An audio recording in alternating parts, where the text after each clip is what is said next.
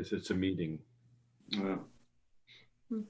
That's too bad. All righty. Although they're talking about opening up trainings and special things, because the arbitrary step process is kind of, the boundaries are fuzzy, shifting. So they may come up, according to the governor's office this morning, they may come up with a different set of rules in the next couple of weeks. Very good. Which they have every couple of weeks so far, so it wouldn't be a surprise. Well, gang's all here. We are at 7 o'clock, according to my precise calculations. I'd like to call this meeting of the Lakewood City Council for Monday, September 21st to order. Madam Clerk, would you please call the roll? Councilmember Boki. Here. Councilmember Branstetter. Here. Councilmember Farmer.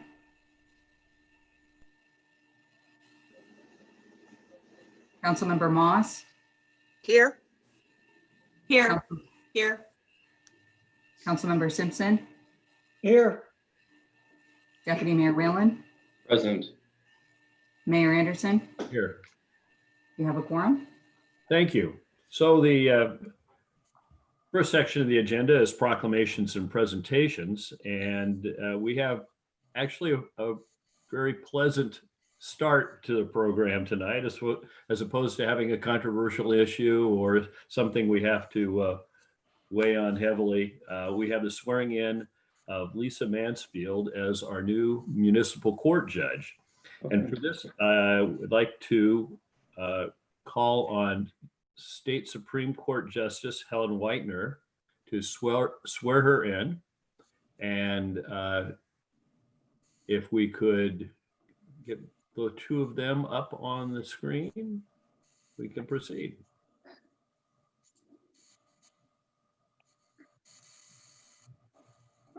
Good evening. Good evening. Is Justice Whitener on the call? I see you both. Yes. Welcome.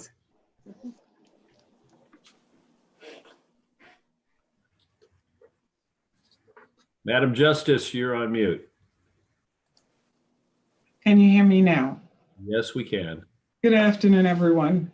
And it's an honor and a pleasure to have been asked to swear in my former colleague, Lisa Mansfield. Ms. Mansfield and I have known each other for over 20 some odd years.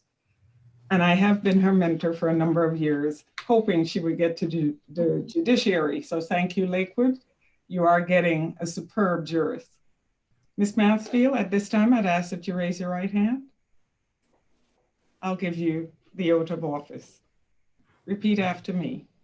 I, Lisa Mansfield.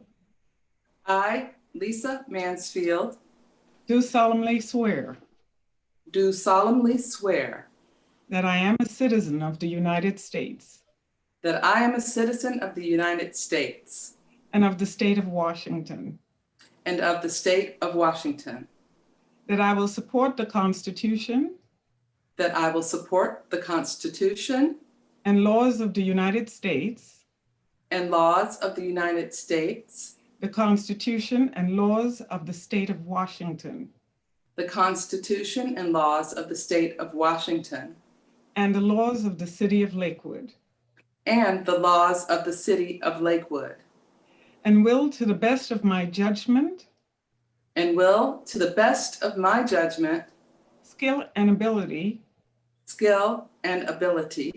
truly, faithfully, faithfully, diligently, and impartially diligently, and impartially perform the duties of the office perform the duties of the office of municipal court judge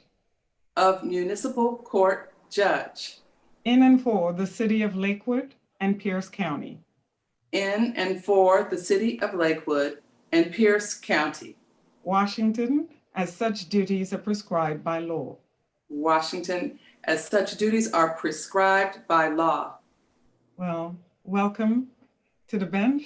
I look forward to you joining me as a jurist, and thank you to the council members of Lakewood. What a wonderful honor. You have a great jurist on your hands. Thank you so much, Thank you. Justice Whitener. You're welcome. Judge Mansfield, I'd like Yeah. to invite you to say a few words if you'd like in your first moments as a jurist. And before I do that, I think I will put on a robe so That's that right. I really feel like a judge. I'm glad that you have one. Wonderful.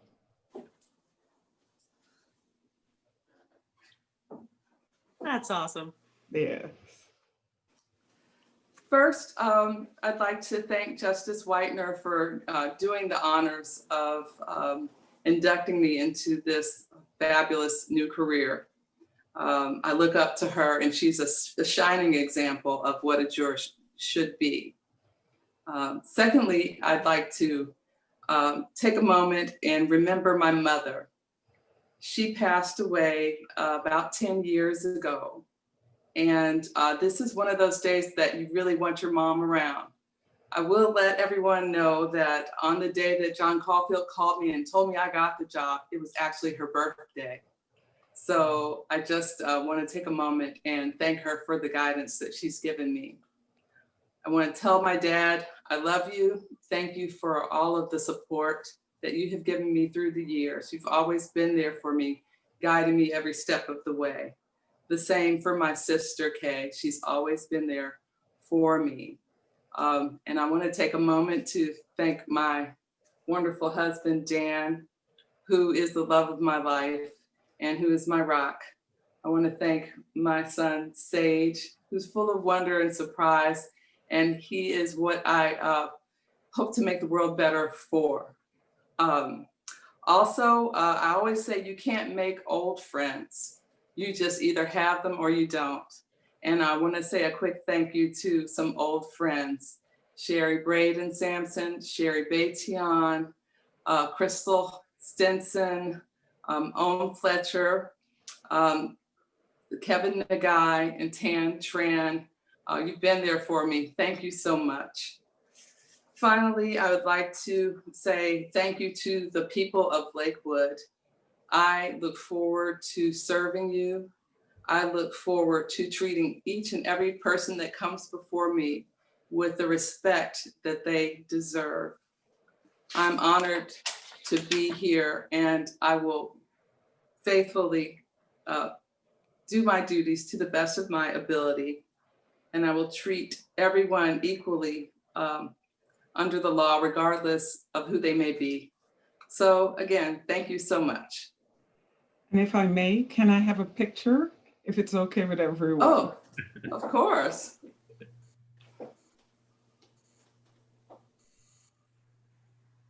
Thank you. Thank you. So I again wish to thank Justice Whitener for joining us tonight. That's an honor that Lakewood hasn't had for one of these occasions. I would like to again congratulate Judge Mansfield. You have performed your first task admirably, which is reciting the world's longest oath of office. Inherited that, and I have no clue where it came from. And on a more serious note, I would note that this appointed position was a highly competitive process, and there was a clear winner. So we look forward to your service to the city of Lakewood and a long and fruitful career for you as a jurist. Thank you so much. Thank you. Thank you, everyone. We now move to a proclamation thanking the city of Gimhae, South Korea, for their donation of masks and personal protective equipment, as well as for their continued friendship and support.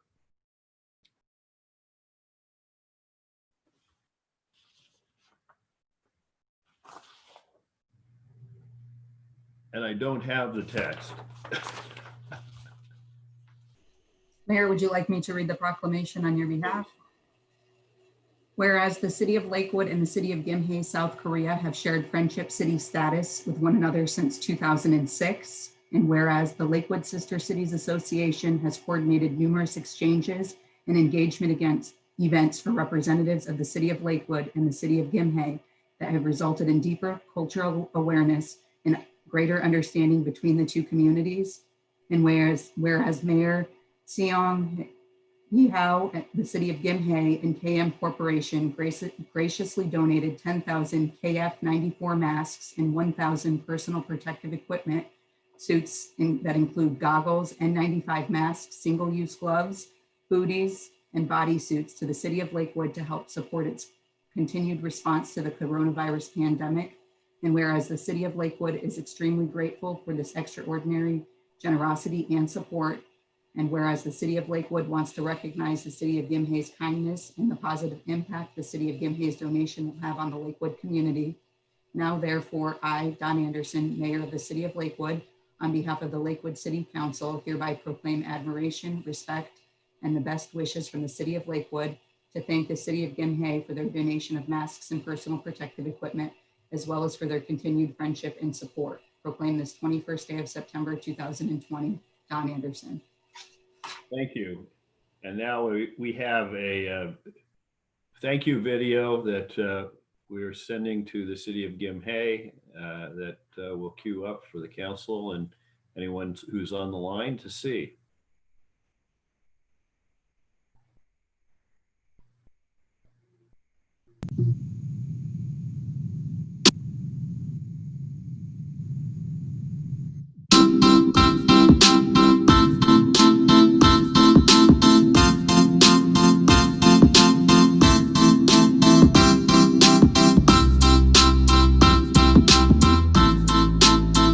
Hi, I'm Linda Farmer. I'm a Lakewood City Council member, and I wanted to thank you, Gimhae, for your donation of PPE and masks.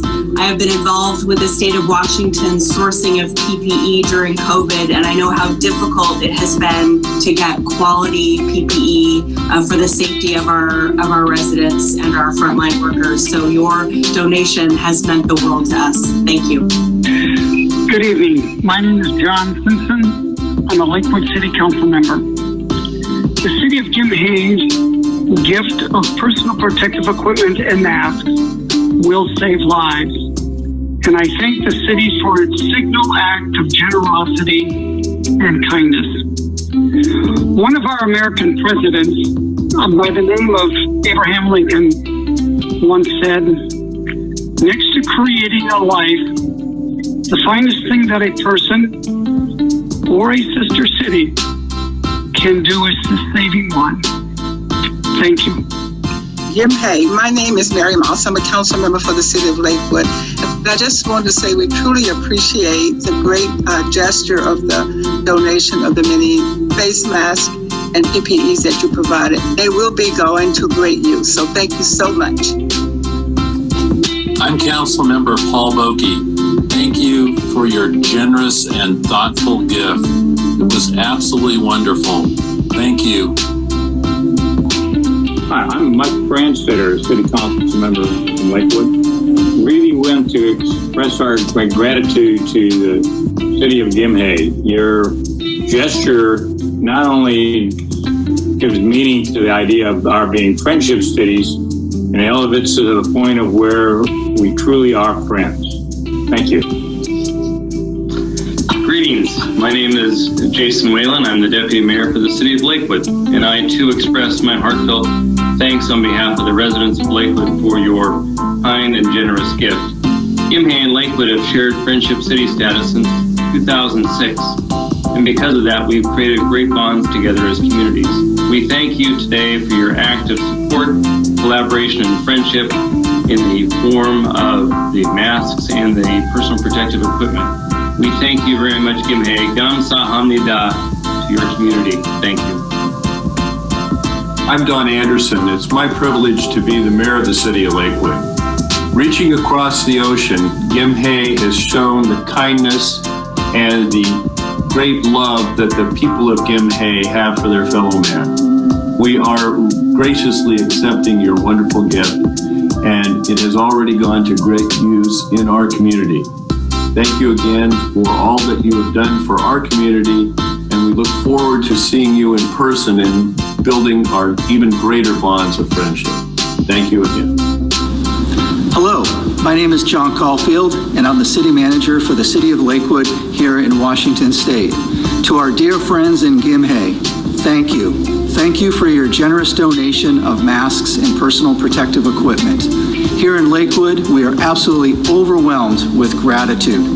With this donation, our community is now even better prepared to be able to address the COVID-19 pandemic.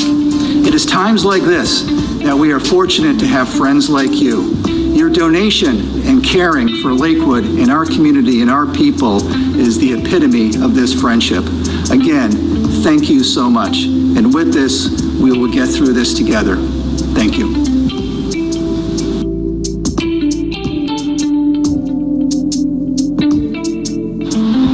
I'm Connie Coleman-Lackady, President of Lakewood Sister Cities Association. I have with me Mr. James Kim, who is one of our board members.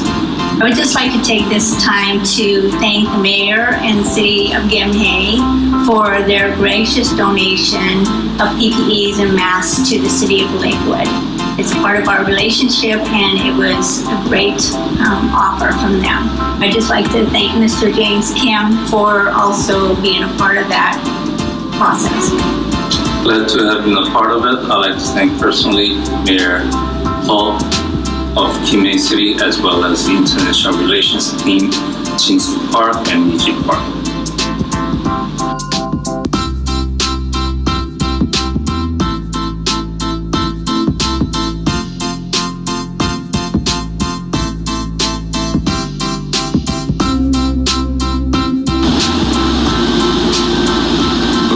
From the City of Lakewood and the Emergency Food Network. We want to express our great thanks to the City of Gimhe, the Mayor, the Council, and all of the citizens there for their remarkable generosity in providing us with masks and personal protective equipment. It's going to go to great use. A large portion of it is going to go to this facility, the Emergency Food Network, which distributes tons and tons of food to needy people in our community who need it greatly, even more in this pandemic environment. So thanks again, Gimhe. We appreciate your generosity, and you're showing people that we are all bound together in a fight against this terrible virus. Stay safe.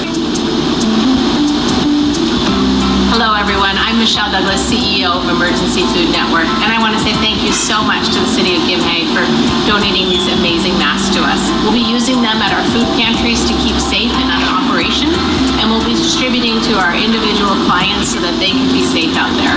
We appreciate your generosity so much. Thank you.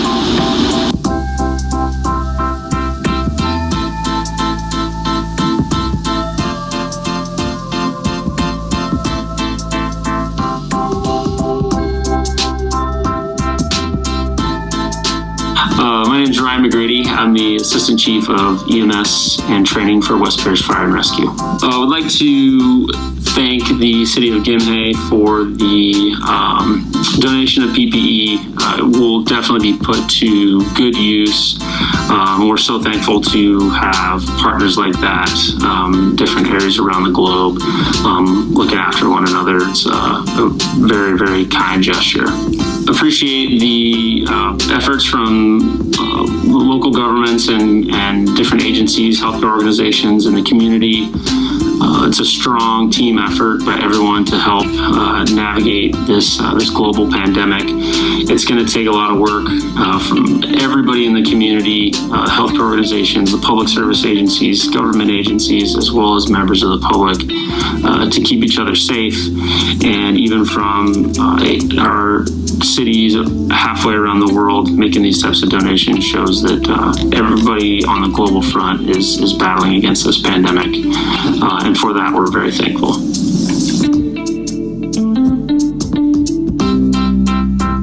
Hi, my name is Linda Smith, and I'm the president and CEO of the Lakewood Chamber of Commerce. Welcome to our lobby. We are so blessed today to receive this wonderful, wonderful gift from our friends over in Gimhe City, South Korea. These masks are going to be of such benefit to our community, specifically our businesses and the frontline staff that are working with the general public every day. On behalf behalf of the Lakewood Chamber of Commerce, kamsahamnida.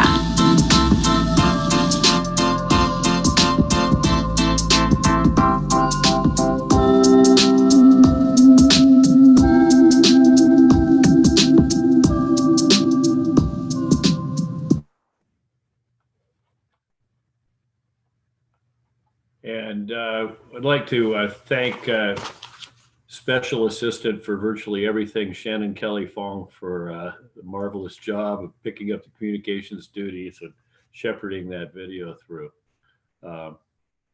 It was, I think she was emotionally invested in the project, I think, because it was pretty fun. We now move to the Tacoma Public Utilities Budget and Rate Adjustment presentation. For this, we have Latasha Wortham, the Regional Relations Manager for TPU. And so if we can key LT up. Greetings. Good evening. Can you all see and hear me? We can. Welcome to Virtual Lakewood. Well, thank you. I am going to attempt to share my screen here.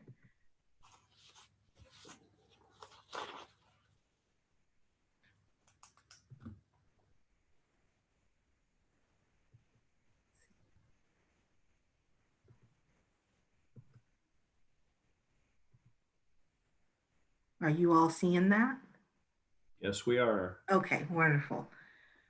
Well, again, good evening, Mayor Anderson and members of the Lakewood City Council. My name is Latasha Wortham. I'm Regional Relations Manager for Tacoma Public Utilities. And on the line today with me from TPU is Christina Leineweber, who's the Senior Utility Economist for Tacoma Power, and Lena Vo, who is the Utility Economist for Tacoma Water. We have the honor of serving over 10,000 customers in the city of Lakewood. And so we want to thank you for the opportunity to share with you Tacoma Power and Tacoma Water's rate proposal for the 2021-2022 biennium. I want to emphasize that this is a proposal. Our Tacoma Public Utility Board has not yet voted on the final rate adjustment, and the Tacoma City Council has not yet voted on it either. And so we are coming to you early in the process because we want to give you the opportunity to provide any feedback that you may have. And then also to learn about some of the public meetings that are upcoming that you might be able to participate in. I'll start out with a quick overview of the utility. I know most of you on the council are very familiar with Tacoma Public Utilities, so I won't spend a lot of time on it, but I'll just go over it briefly. Tacoma Public Utilities is made up of Tacoma Power. We serve about 178,000 customers throughout our service territory, and Tacoma Water, and we serve about 103,000 customers with our drinking water utility. We serve very little water actually in the city of Lakewood. We serve mostly power. I think we have less than 50 customers for water inside the city of Lakewood. TPU is a publicly owned cost of service organization. So that means that we don't have investors and that we charge our customers what it costs to run the utility. We are governed by a 5-member utility board who is appointed by the Tacoma City Council and by the mayor, and confirmed by the Tacoma City Council. And our director, Jackie Flowers, has been with the organization since 2018. Tacoma Public Utilities has been a part of the community of Tacoma and the surrounding community since 1893. And I think you all know that being a part of the community really means more to the employees of TPU. It means that, we are out volunteering, and then last year our employees volunteered over 1,800 hours in our service area and donated over $381,000 in money and goods to nonprofits in our area. And then we also have an award-winning United Way team. We have the largest by dollar volume United Way campaign for any public sector account.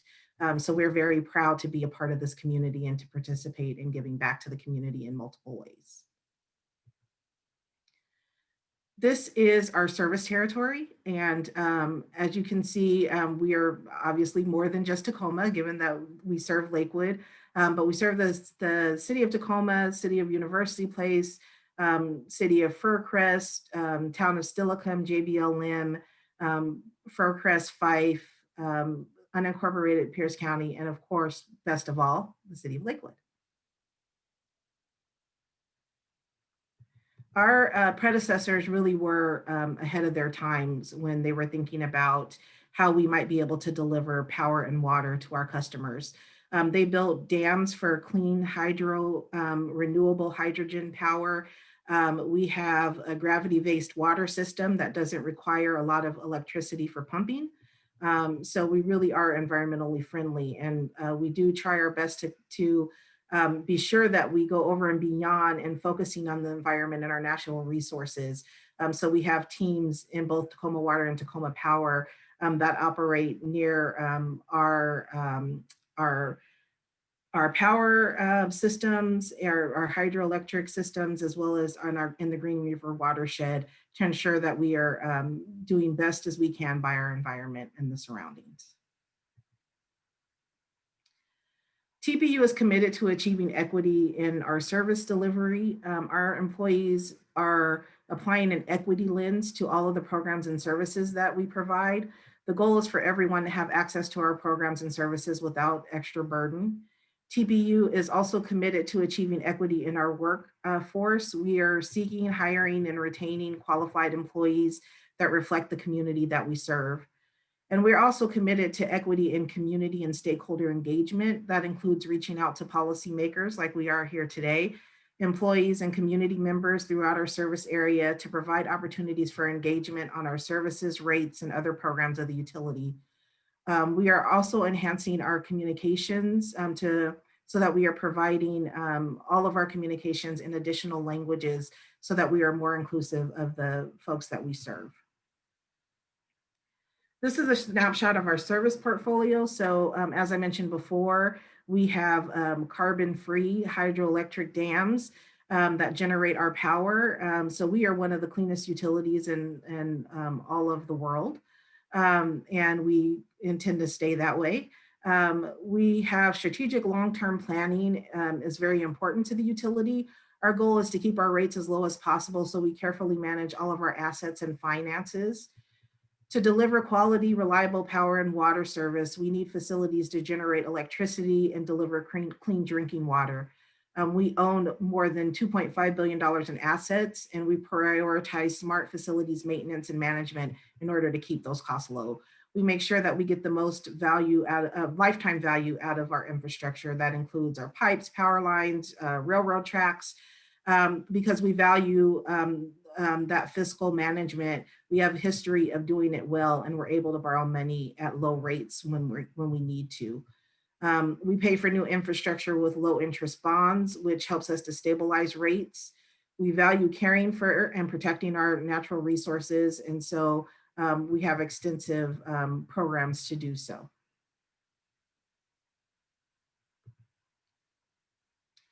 One of the Tacoma Public Utility Board's strategic directives is TPU values planning gradual and consistent utility rate changes that are stable and predictable over the long term and avoid sudden or large changes within a customer class. We do everything we can to allocate costs fairly to each customer and to only bill customers for the costs required to serve the customers. We recognize that many are struggling during this time. We know that as a utility, we've had some impacts due to COVID-19. We know that most municipalities have had that, and we know that all of our customers could be having impacts as well. And so why are we doing a rate adjustment during a pandemic is certainly a valid question. As stated previously, it is our goal to have consistent and stable rates over time so that we don't have a large increase to our customers. With inflation and the cost of operating the utility, if we don't adjust yearly, it's likely that we will have large increases next year or in subsequent years. Because we charge customers what it costs to operate the utility, if we don't have that reflected in our cost, the burden will be much greater at a later time. We understand the impacts of the current pandemic have hit many customers hard. And so when the pandemic hit, our management and the Public Utility Board quickly went into action and initiated the Emergency Assistance Program to help customers that might be struggling due to the pandemic. The TPU board set aside $2.4 million to assist customers in need during the pandemic. In addition, we could discontinue disconnections or charging late fees and penalties, and we are allowing all customers to have a payment plan. In Lakewood, we helped 350 households receive EAP funding, which amounts to about $45,500 for folks who are in need. And if there are still people who are in need, they can contact the utility either by our website, listed there on the slide, or by calling our customer service line. As mentioned, the rate increase will pay for inflationary increases in operating and capital expenses.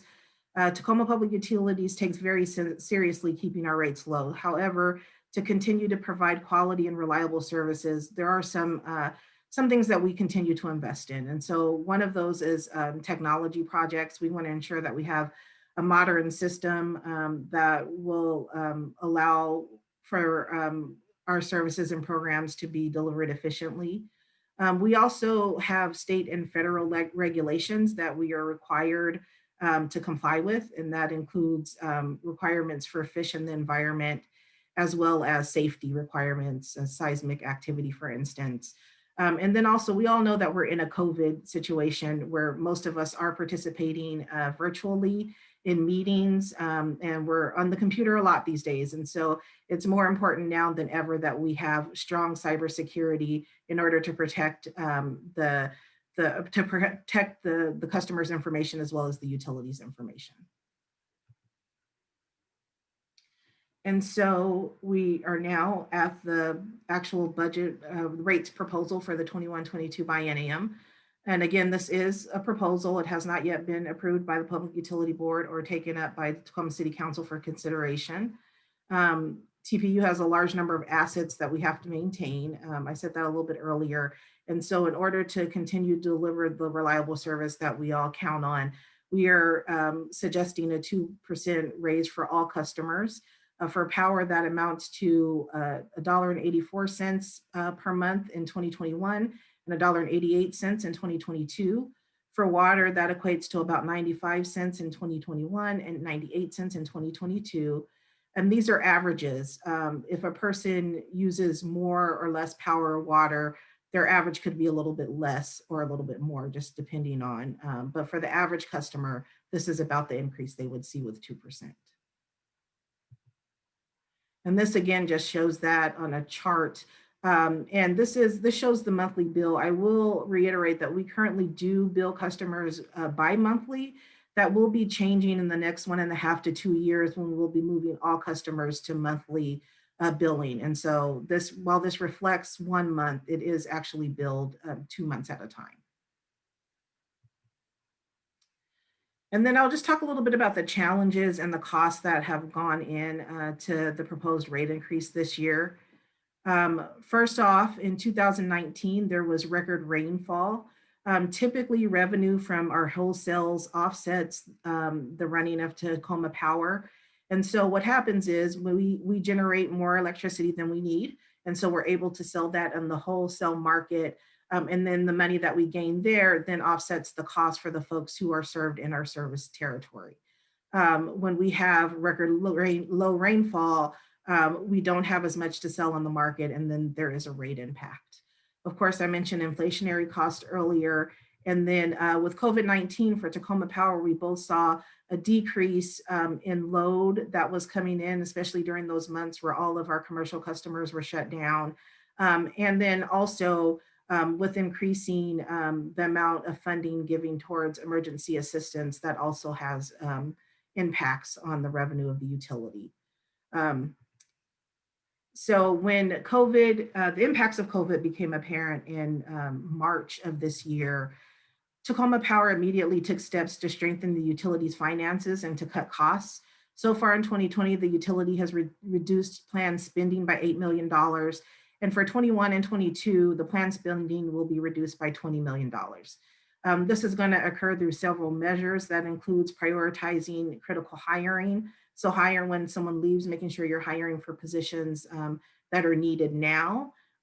reduce travel and office expenses. Of course, we're in a more virtual world, so we don't have as much travel currently.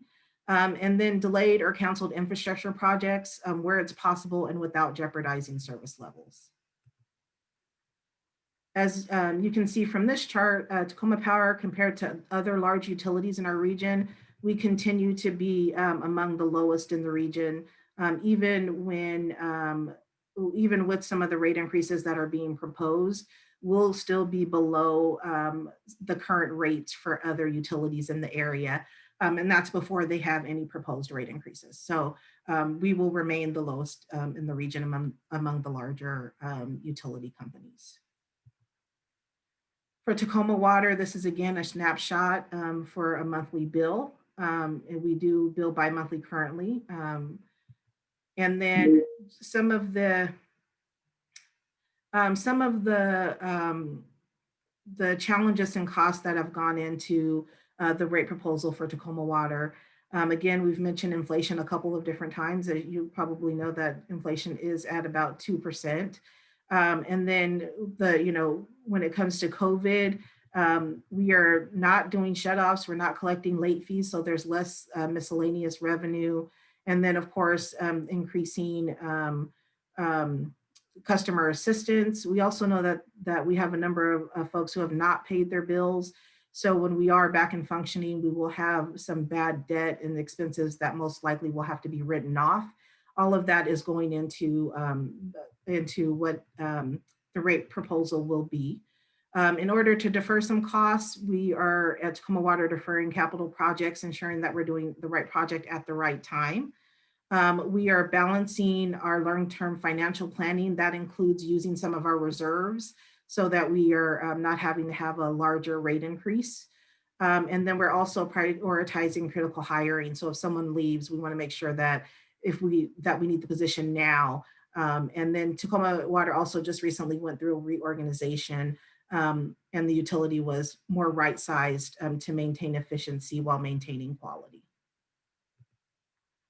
And again, we wanted to give you an idea of where we fall. The city of Puyallup, while it is closer to the size of Tacoma, it still is relatively small compared to the size of Tacoma Water. We are more readily in line with something like the city of Seattle, the city of Bellevue in terms of size. But we wanted to show you in the region kind of where we fall. So we are still among some of the lowest costs for water. And then we also want customers to know that there are ways that they can help reduce their bills and keep their bills low. Being energy efficient and conserving water are good ways to decrease the cost of utility bills. Being energy efficient it means that you can, you can get rebates from the utility in order to make your homes more energy efficient. We also have zero interest and low interest loans for people who want to make their homes more energy efficient.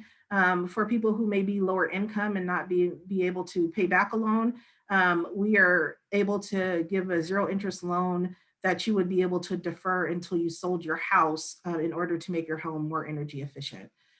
We also have ongoing assistance programs for people who are income qualified. We have our bill credit assistance program that we offer ongoing. We also offer discount rates for seniors and people with disability who are income qualified. And so if anyone is interested in those programs, we encourage them to visit our websites. And then I already mentioned to you the emergency assistance program, and we still do have some funding available if people find themselves in need during COVID. Lastly, if folks are interested in participating more and learning more about our rates process, please visit mytpu.org/rates. There you'll be able to review our rate proposal, find out when we have public meetings. Our public hearing, official public hearing on rates is coming up this Wednesday, I'm sorry, and at 6 p.m. And so we encourage anyone who may have comments to either be able to write out those comments or to visit us and attend the hearing, and you would be able to speak and give comment at that time. I want to thank you, Mayor Anderson, and the council so much for giving us the time to talk today, and thank your staff so much for helping us set this up. Thank you. Do your colleagues online have any comments?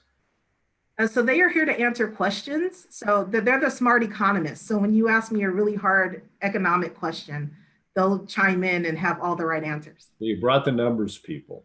That's right. All right. Well, does anybody have, the council members have any questions for Ms. Wortham or her colleagues? I'm looking for virtual hands here.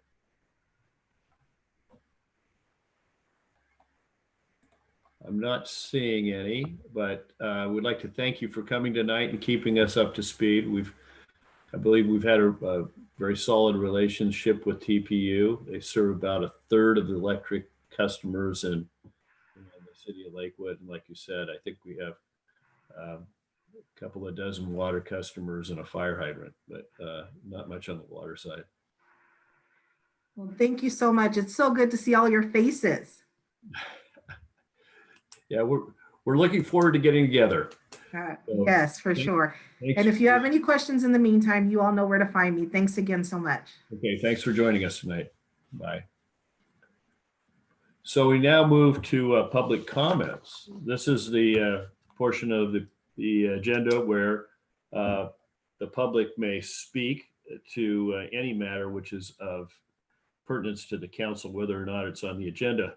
Public comments are accepted by mail, email, or live virtual comments. Send comments in advance by mail or email to Brianna Schumacher, City Clerk at 6000 Main Street, Southwest, Lakewood, Washington, 98499, or bschumacher@cityoflakewood.us.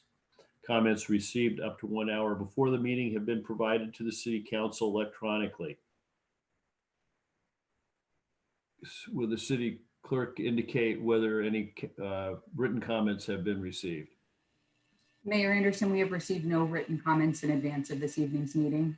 So thank you. That doesn't mean you're precluded from participating. Virtual comments, if you would like to provide live public comments, you will need to join the Zoom meeting as an attendee by calling by telephone, dial 1-253-212-8782 and enter participant number 868-7263-2373, or visit Zoom US and enter participant ID 868-7263-2373.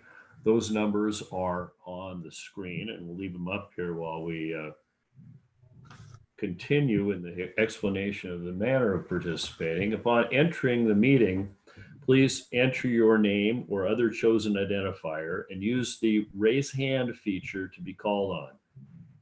When you are unmuted, please provide your name and city of residence, such as Mary Moss, Lakewood, Washington. Each speaker will be allowed 3 minutes to speak. Outside of public comment, all attendees on Zoom will continue to have the ability to virtually raise your hand for the duration of the meeting. However, you will not be acknowledged and your microphone will be muted, except for when you are called upon to speak for your 3-minute period. Madam Clerk, is there anyone online asking to participate in public comment?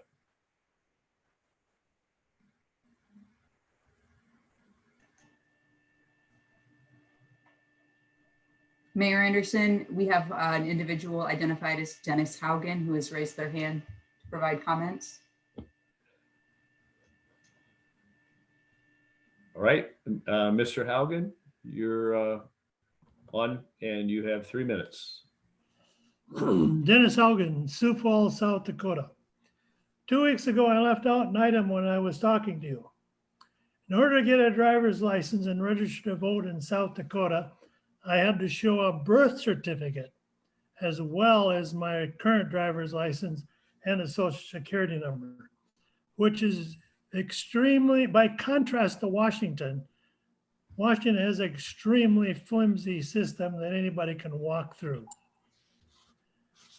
After 9/11, millions of dollars were spent to study its planning.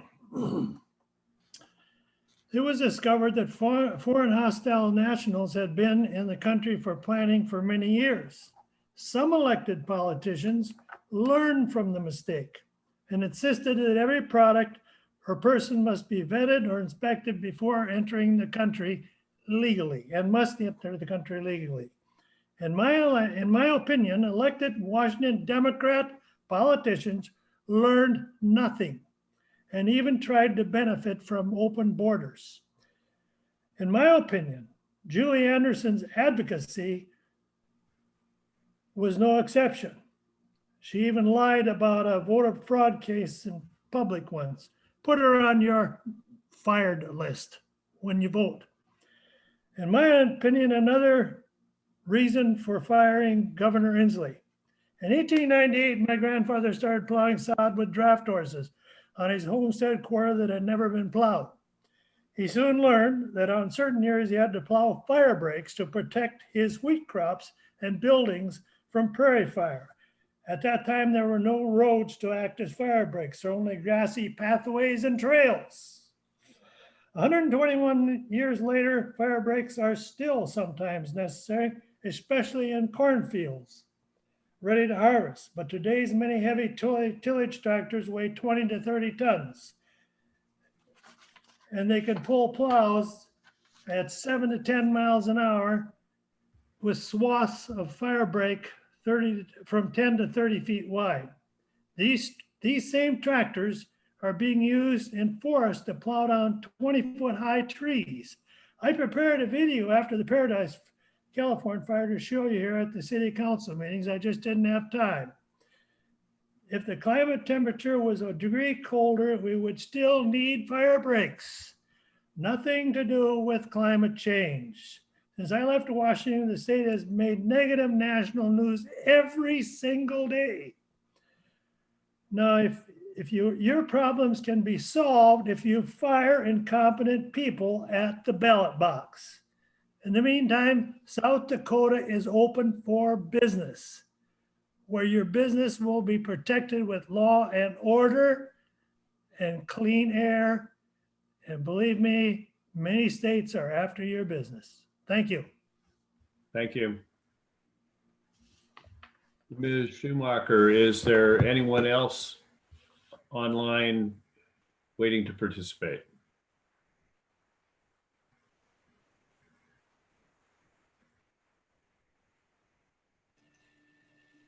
Mayor Anderson, no one else has raised their hand to speak this evening. Seeing as we have no one who has signed into the Zoom meeting, I'll declare public comment closed and we'll move to the consent agenda. Madam Clerk.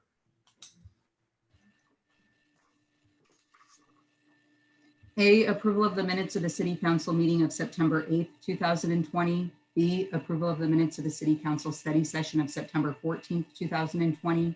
C, motion number 2020-49, authorizing the execution of necessary documents to acquire real property located at 12616 47th Avenue Southwest, tax parcel 021912-3032.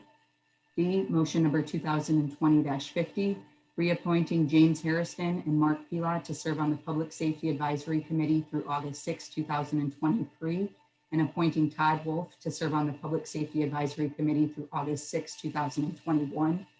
E, items filed in the office of the city clerk. 1, Parks and Recreation Advisory Board meeting minutes of January 28, 2020. Planning Commission meeting minutes of July 15, 2020. Thank you. Is there any item which any member of the council wishes to have removed from the consent agenda? Seeing no hands up, I will entertain a motion. So moved, Mr. Mayor. Second. It's been moved by Mr. Simpson, seconded by Ms. Moss, that we adopt the consent agenda. Is there any further discussion?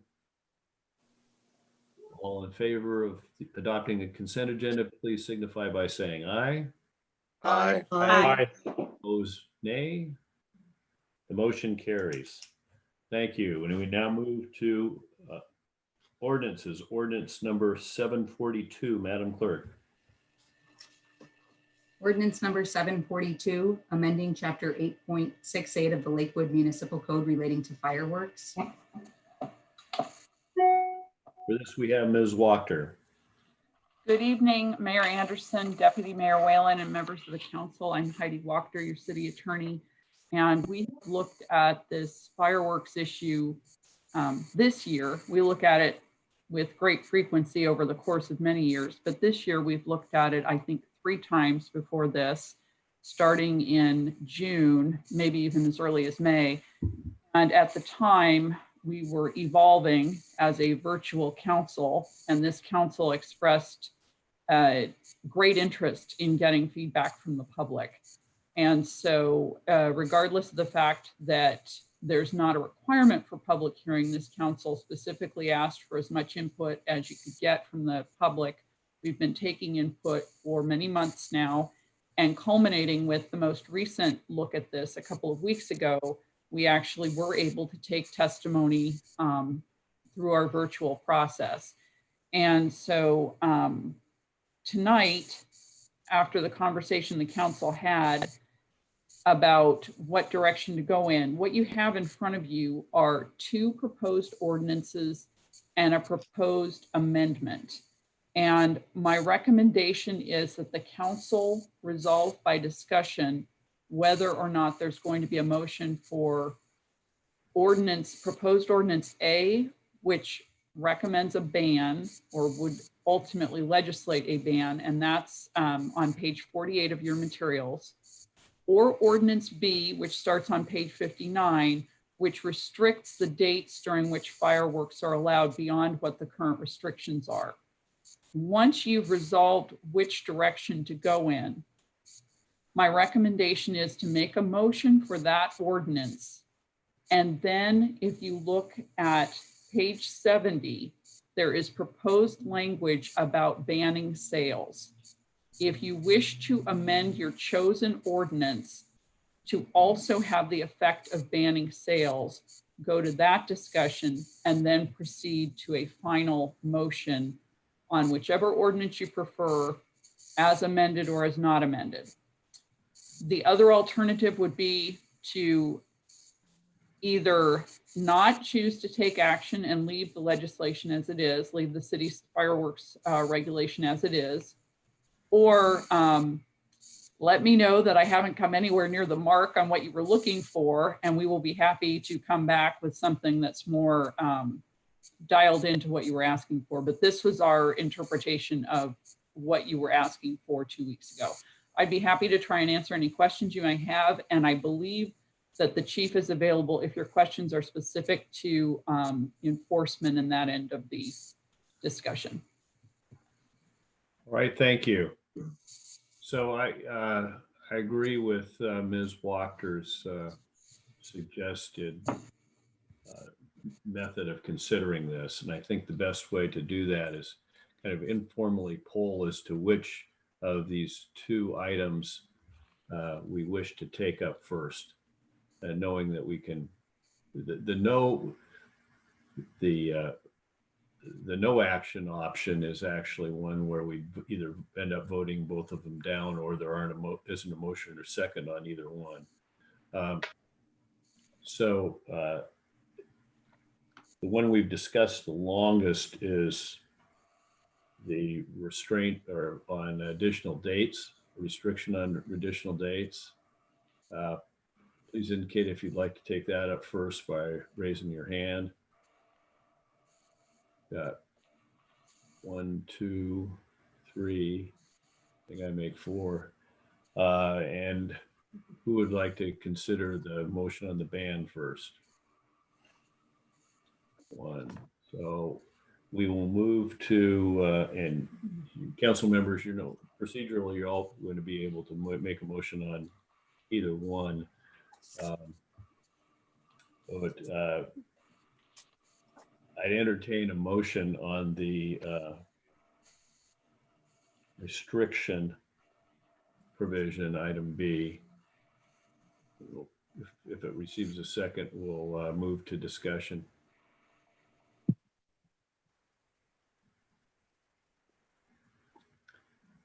My hand raising thing. Okay. Is that a motion, Mr. Whalen? Well, I'd like to raise my hand to make the motion, Mayor. Okay.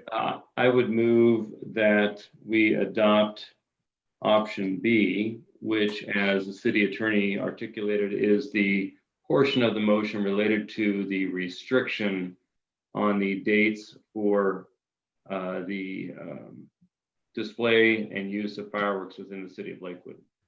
All right. See a hand up from Mr. Bulkey.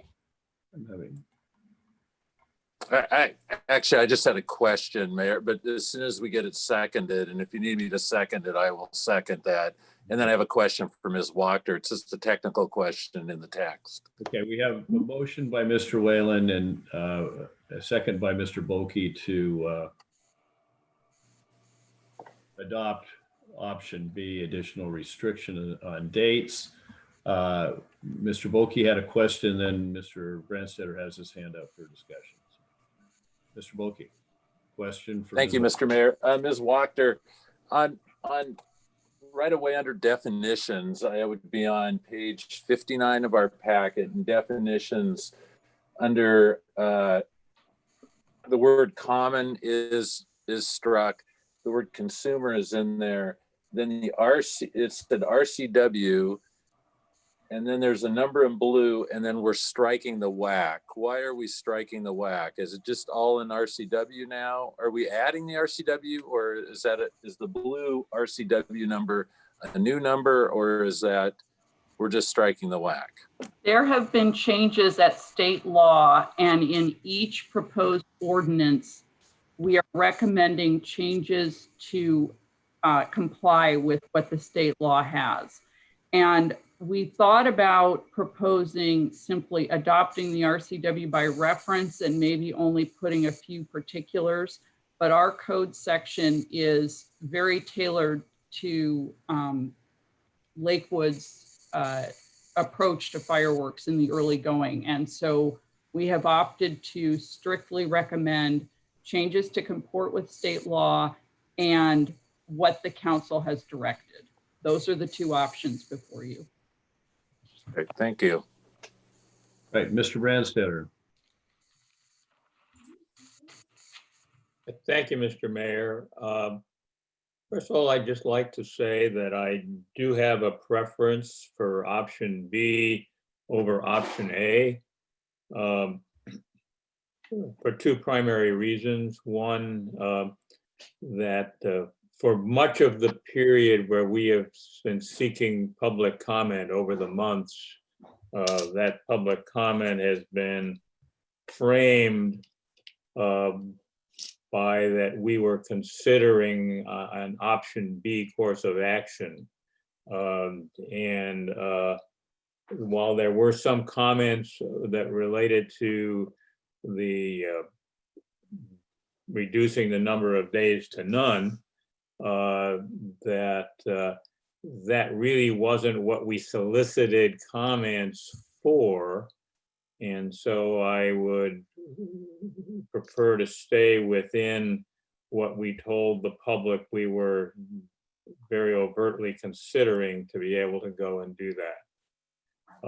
The second reason that I have a preference for it is we know that not everyone would give up setting off fireworks from the onset just because we pass an ordinance. But that most people will stay within the guidelines, providing we're still allowing some opportunity. If we eliminated all possible days to do that, then we are left with people, well, they'll just randomly choose their own days, and it will be much more dispersed in terms of when fireworks go off than if we continue to have a set number of days that will allow us to do that. And if I may, Mr. Mayor, I have a question for the city attorney. And it has to do with the language that you provided us if during the course of this evening's discussion, we were wanted to pursue a prohibition on sales. And I noted that in the language that you suggested, essentially it was more a question of it eliminated a great deal of the current code, but it eliminated the section of the code which in one option is 08-020G and in the other it's 08020H, that prohibited the discharge of fireworks in parks and schools. And I was trying to grasp how that would no longer be required if we were prohibiting sales. And similarly, it was the proposed amendment that you had would eliminate the section which in one section is 68020 F or G, depending upon which version we're looking at, that prohibited unsupervised possession by individuals of 16 and below. And I was trying to grasp how that was no longer needed if we just eliminated selling fireworks. Councilmember Branstetter, members of the council, one of the pieces that is still in play, regardless of either ordinance, is the potential for some kind of a licensed or public show. And that has not been eliminated in either of these ordinances. And so to the degree that we were able, we were trying to harmonize those competing interests. To the degree that we have missed that, I can go back and take another look, and I would view that as trying to make the ordinance comport with what the council legislates tonight. But I think that that's what we've done here. We specifically looked at some of the different pieces of ordinance that go along with eliminating sales. We didn't take those out of the proposed ordinances because you would have to pass the amendment in order to get to that. But we would make sure that they're harmonized if the council chooses to go in that direction. And this is the appropriate time to consider that. You have a motion with a second. And if someone wants to introduce the concept of sales also being prohibited, this is the time to do it, not after the council's already voted. Okay, it would just seem to me that even if we prohibited sales, we would still want to have an enforceable provision that says you can't set off fireworks and have the different penalty for setting off fireworks in a park than was there with it. But if it comes to where we're considering the sales, I'll readdress it. Thank you. And thank you, Mr. Mayor. Thank you. I don't see any other hands up at this point.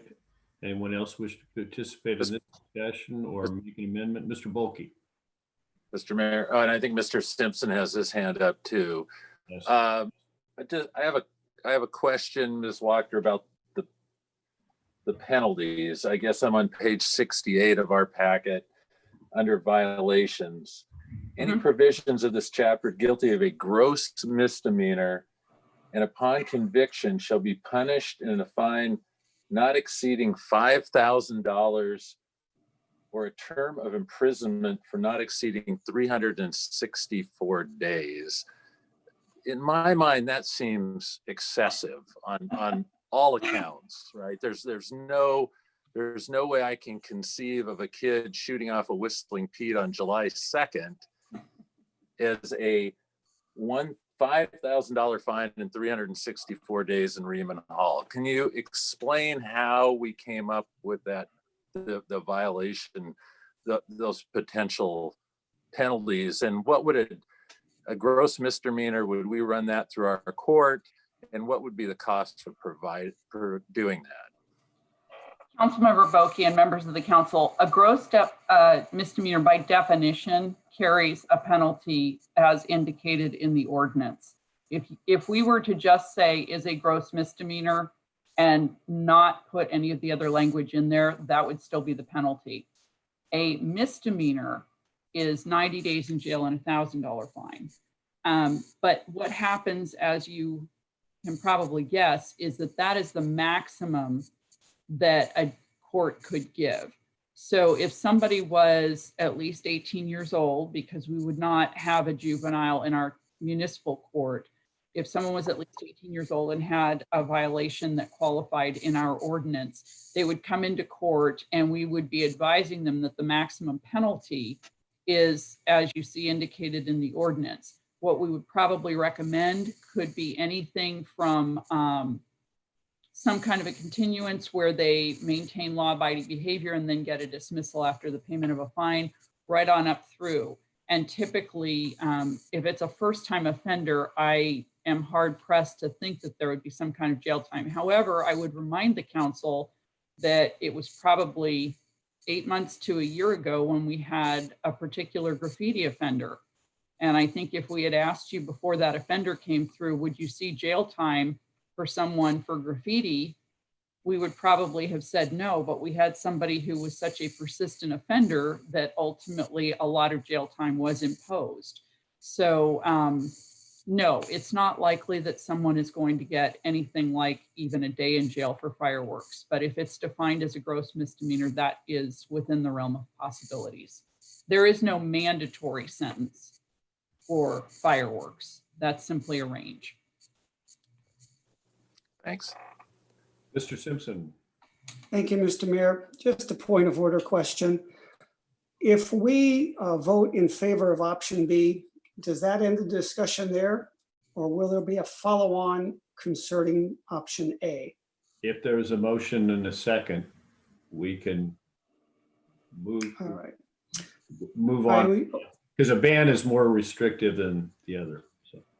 Well, then maybe this is the time for me to argue why I would vote against option B and I would favor A, because I'm not guaranteed that there'd be a second to my motion.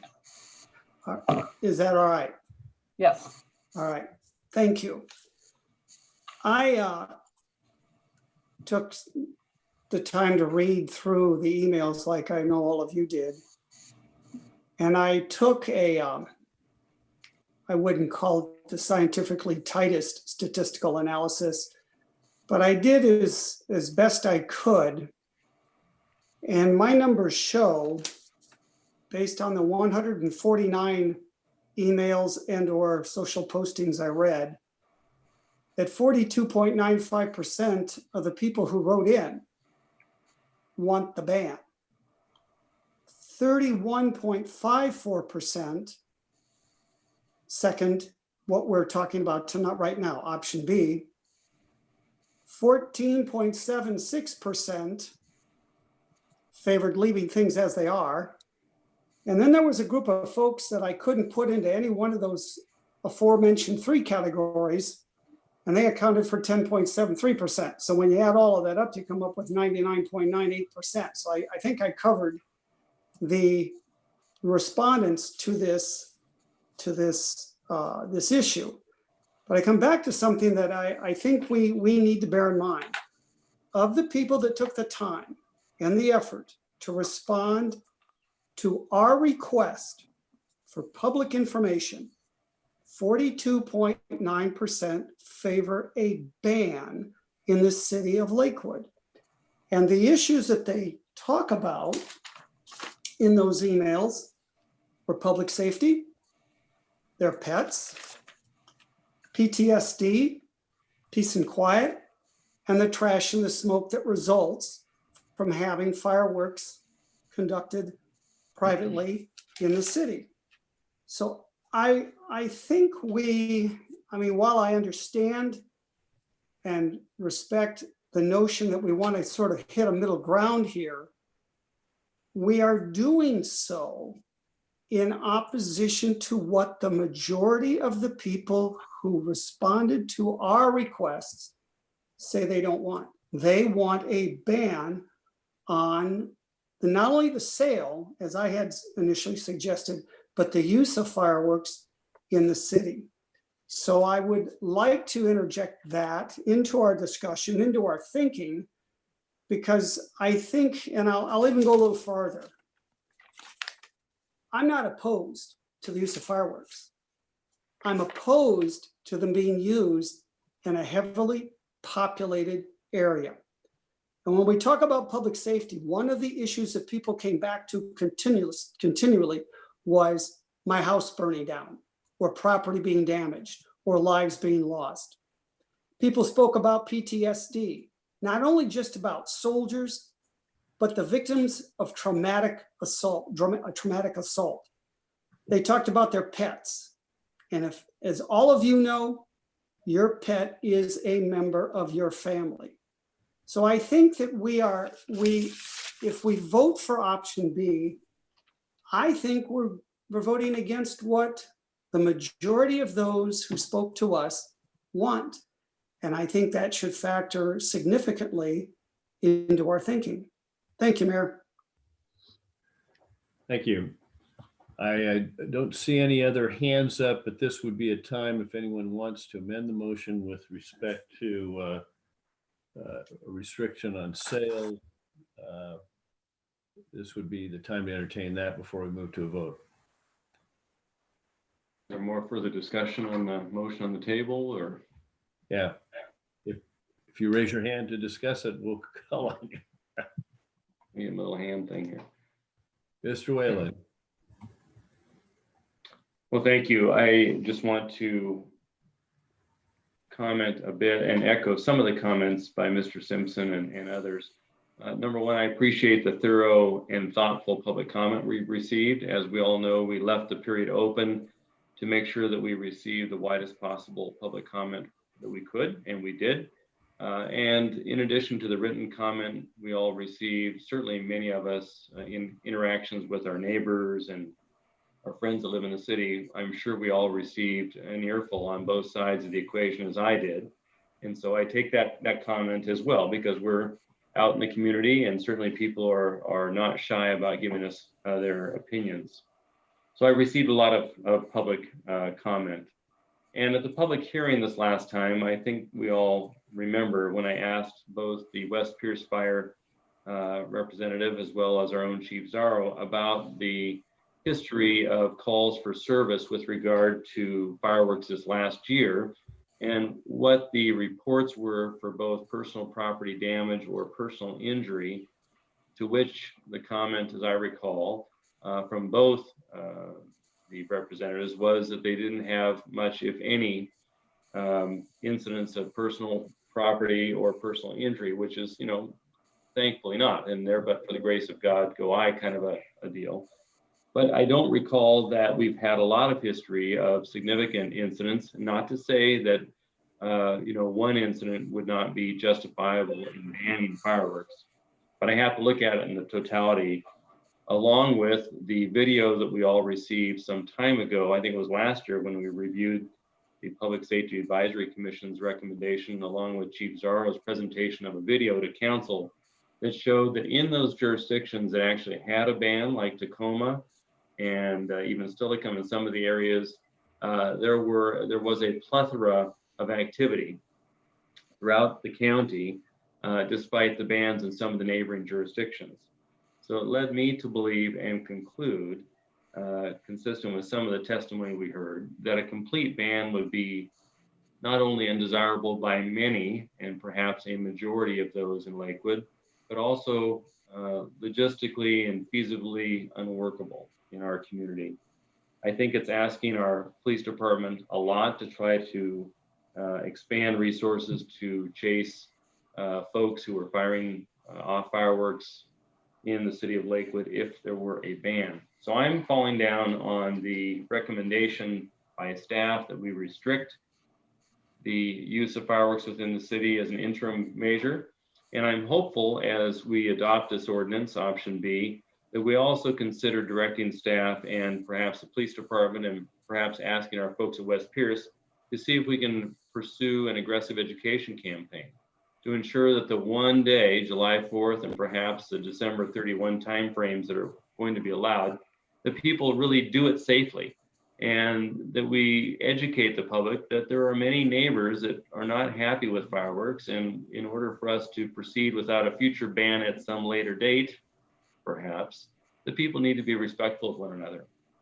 We also discussed the opportunities that there be some sort of a municipal display that might help people lessen their use of personal fireworks and perhaps make the community have a more safe and sane fireworks display. And there were comments about the expense of doing so and where might we do it. To the issue of expense, I called Mayor Lucas of Steilacoom today and I said, gee, what do you guys spend to conduct your fireworks show in Steilacoom, because it's one that's very popular? And he said, less than $30,000, which, you know, for a 23 to 24 minute display is very, very reasonable. And it's one that's very successfully done. So I would encourage us to think about advocating that the city manager set aside some monies in the budget to seed plant the opportunity to have a public display, perhaps in the town center over safe asphalt or somewhere else where it could be safe for 2021. If not then, perhaps 2022. So we can begin the process of allowing fireworks, but perhaps less opportunity to have them in neighborhoods and more with a civic sort of display. So that's my thought. I'm an option B person tonight, but I'm hopeful we can move forward on education and a public display down the road. Mr. Simpson. Thank you, Mr. Mayor. I appreciate Deputy Mayor Whalen's comments. As always, he is very much level-headed and clear in his thinking. If I recall the discussion we had, Deputy Mayor, with the fire department officials, I thought he said that between July 1 and 5, calls for service for the month of July were up 60%. And so that made me think that they are more busy during the period in which fireworks are being set off in the city. I agree with you. It would be nice if people could use these things and they were safe about it. The fact of the matter is they're not. And I have a saying that I live by, and that is hope is not a method.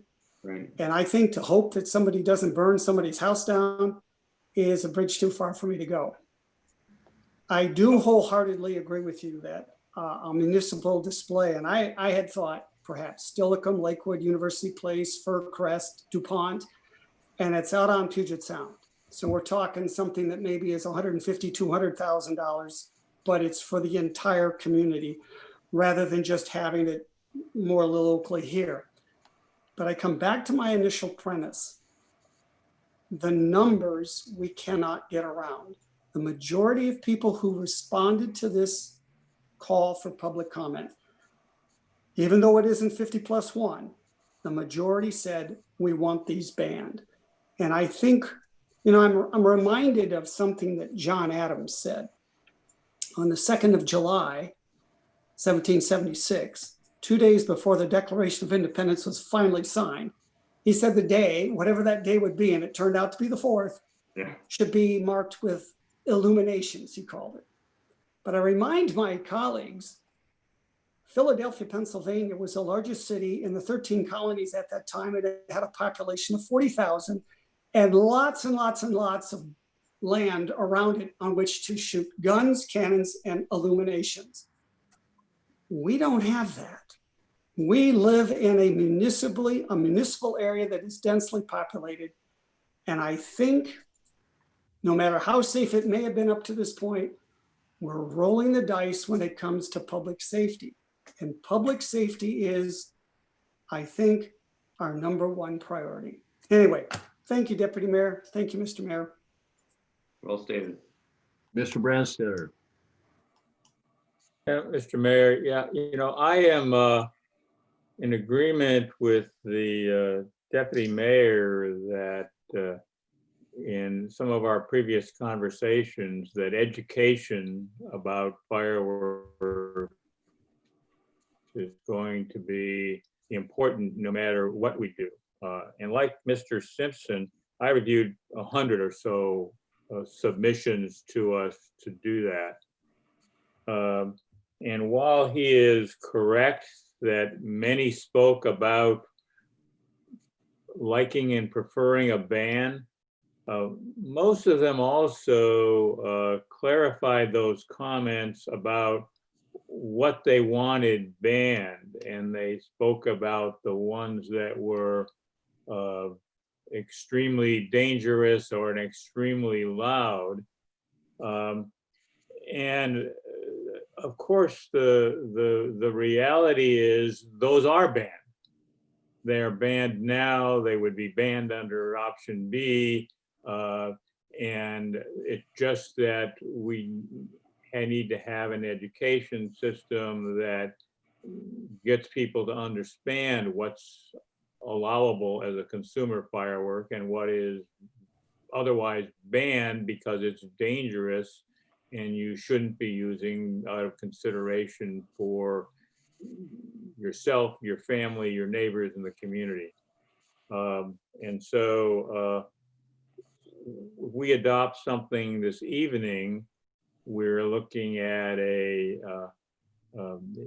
implementation in 20 months for a change because of the way that it is, and we should not waste those 20 months, but should get started quickly now, speaking, not just educating people about the change in dates, but in educating people about what is banned, okay, and what is an allowable consumer firework. Thank you. Does anyone else wish to speak to the motion? Ms. Farmer. I love how optimistic you all are.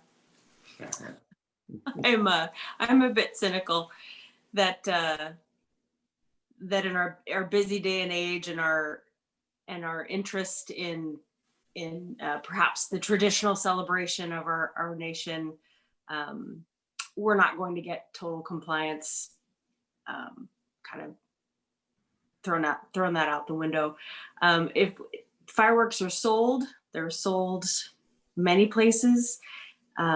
We have a patchwork of regulations. We can drive 2 miles from the center of Lakewood. We encounter 4 different cities with 4 different sets of regulations. It's very hard to keep track. We're busy. So I'm in favor of option B, which is baby steps toward a ban. Not opposed to a ban, but I think option B allows us a balance to protect people, pets, and property that isn't a completely saying that people can't celebrate our nation using illumination. When it comes to a municipal display, I'd love for us to have our own, but I'm more interested maybe at first in partnering, as was mentioned earlier, with other cities. I'm particularly fond of the Silicon show. Obviously anything over water is extremely safe, but it would be great to see if we could come up with a partnership between our neighboring cities. Thank you. Well, before we move to the vote, I'd like to, I see Mr. Boki's got his hand up too, but put my comments in. In my perfect world, there would be something similar to option B, where there was a limitation on time. There would be a ban on the large, very noisy aerial fireworks, and both would be enforceable. And we'd have an opportunity to have a community display over a body of water that a large number of people in Lakewood could go and see. Unfortunately, there's a barrier to enforceability. There is the impracticality of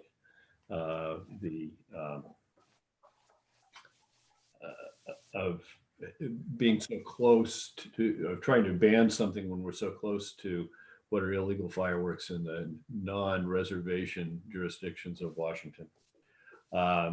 We don't have a place for 10,000 people to watch something happening over one of our bodies of water. But I'm also reminded that how devastating fire in an urban area, especially an urban area that's forested, can be. I've always been concerned. I used to own apartments that were fairly close to, they were in Hipkins, fairly close to the Fort Silicon Park. And every year it cost us an extra $500 because a couple of the neighbors had this huge display out in the street near the edge of the park, and they'd use our apartment dumpsters filled to overflowing to discard everything. And then I watched a tree in our neighborhood or just outside our neighborhood go up in flames from an illegal firework. And just yesterday, a former client learned how that devastation can impact his family. His beautiful architecturally designed retirement home with a nice deck halfway between Eugene and Bend on the McKenzie River was confirmed to be burnt to the ground with all its contents. So fire can be very devastating to folks. And I don't think we're going to get there with this, no matter which way it goes. But I think option B is an incremental step that sends a message.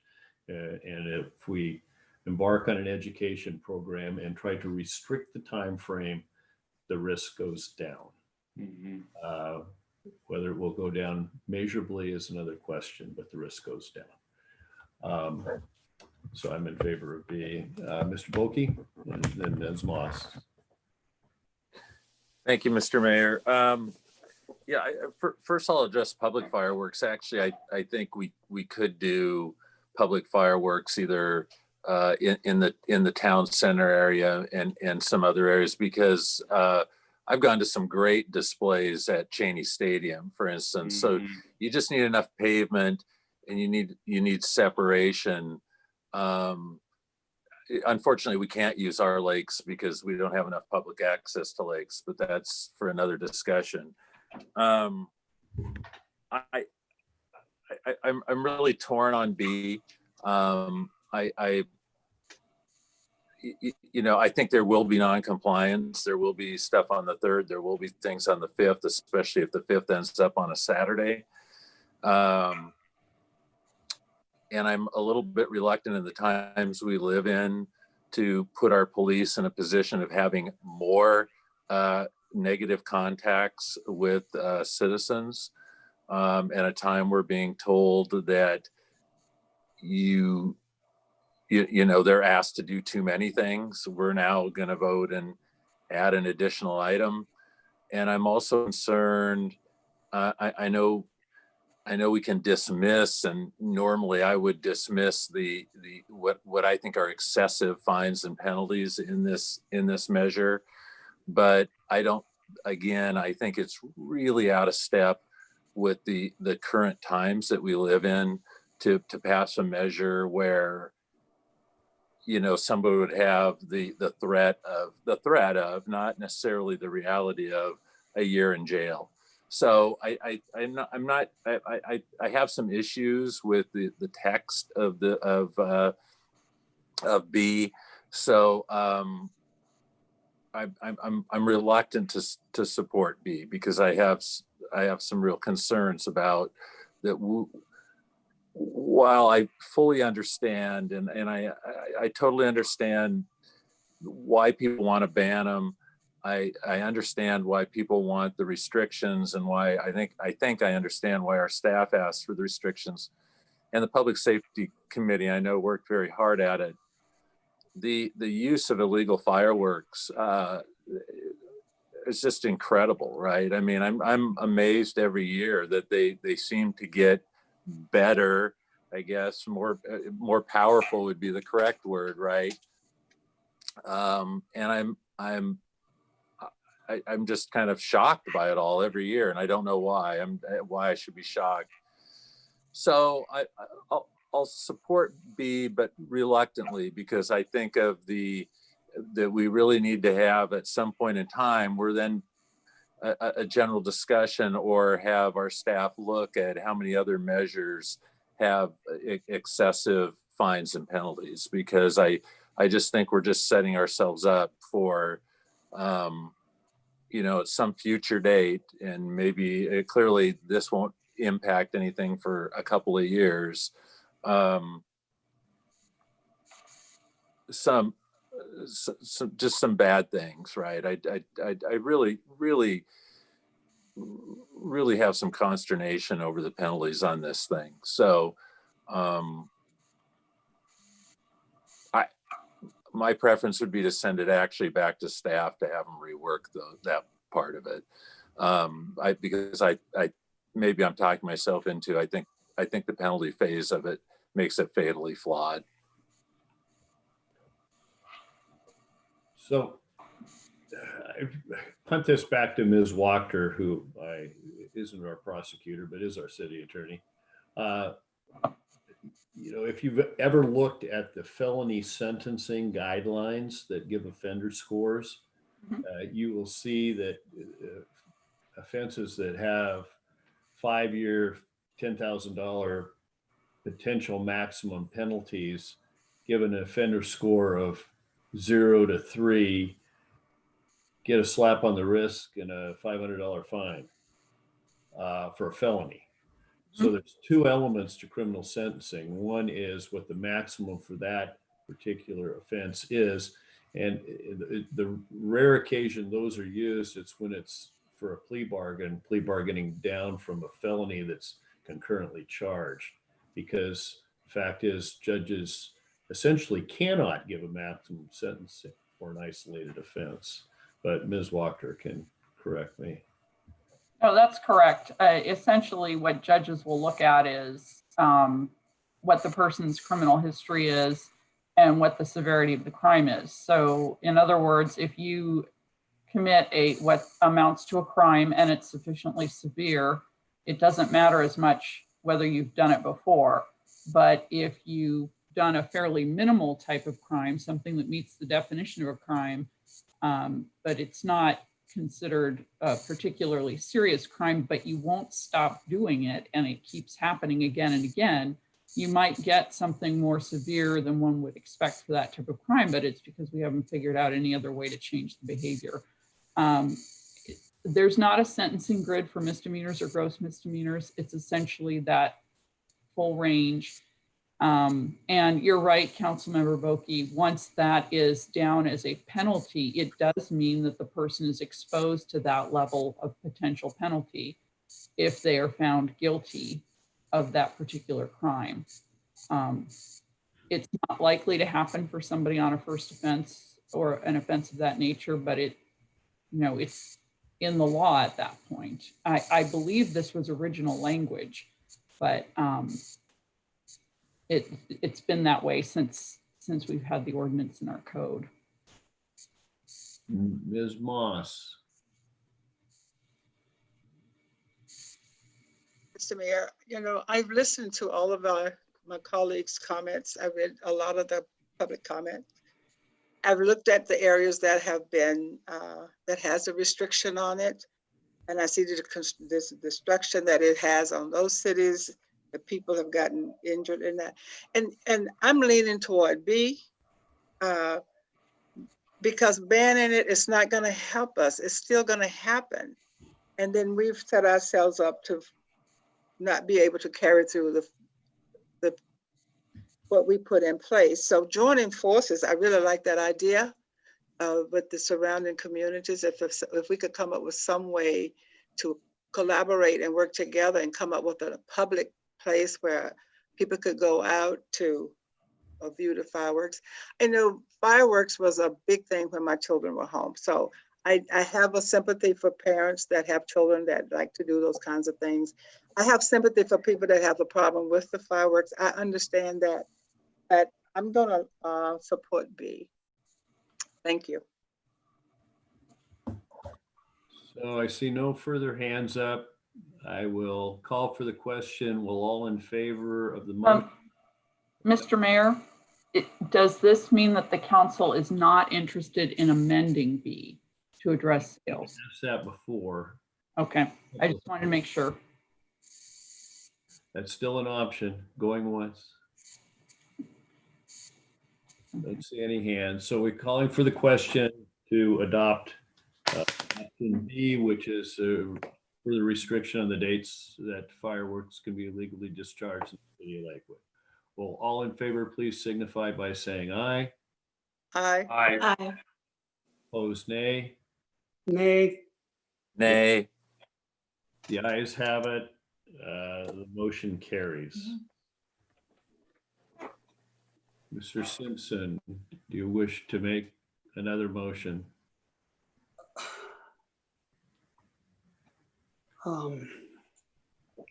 Would that be what Ms. Wachter spoke of earlier concerning, do we wish to ban the sale of No. fireworks in the That city of would Lakewood? be the motion, the potential to move for an outright ban is still alive. If anyone wishes to make that motion. No, sir, I think I've made my arguments, and I think the council has been very clear and honest in its opinion. I respect that. All right.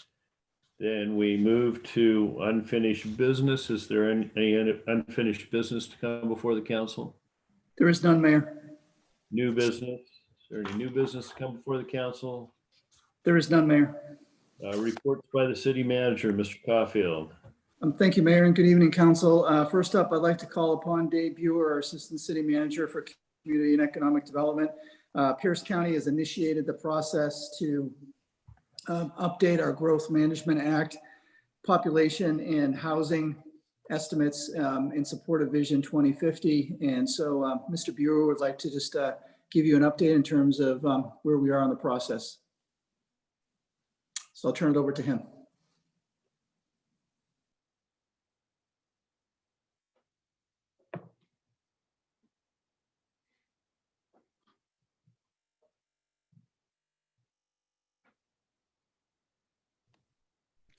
Okay, I'm now connected. Can everyone hear me okay? Yes. Good. Now I'm going to attempt to share my screen.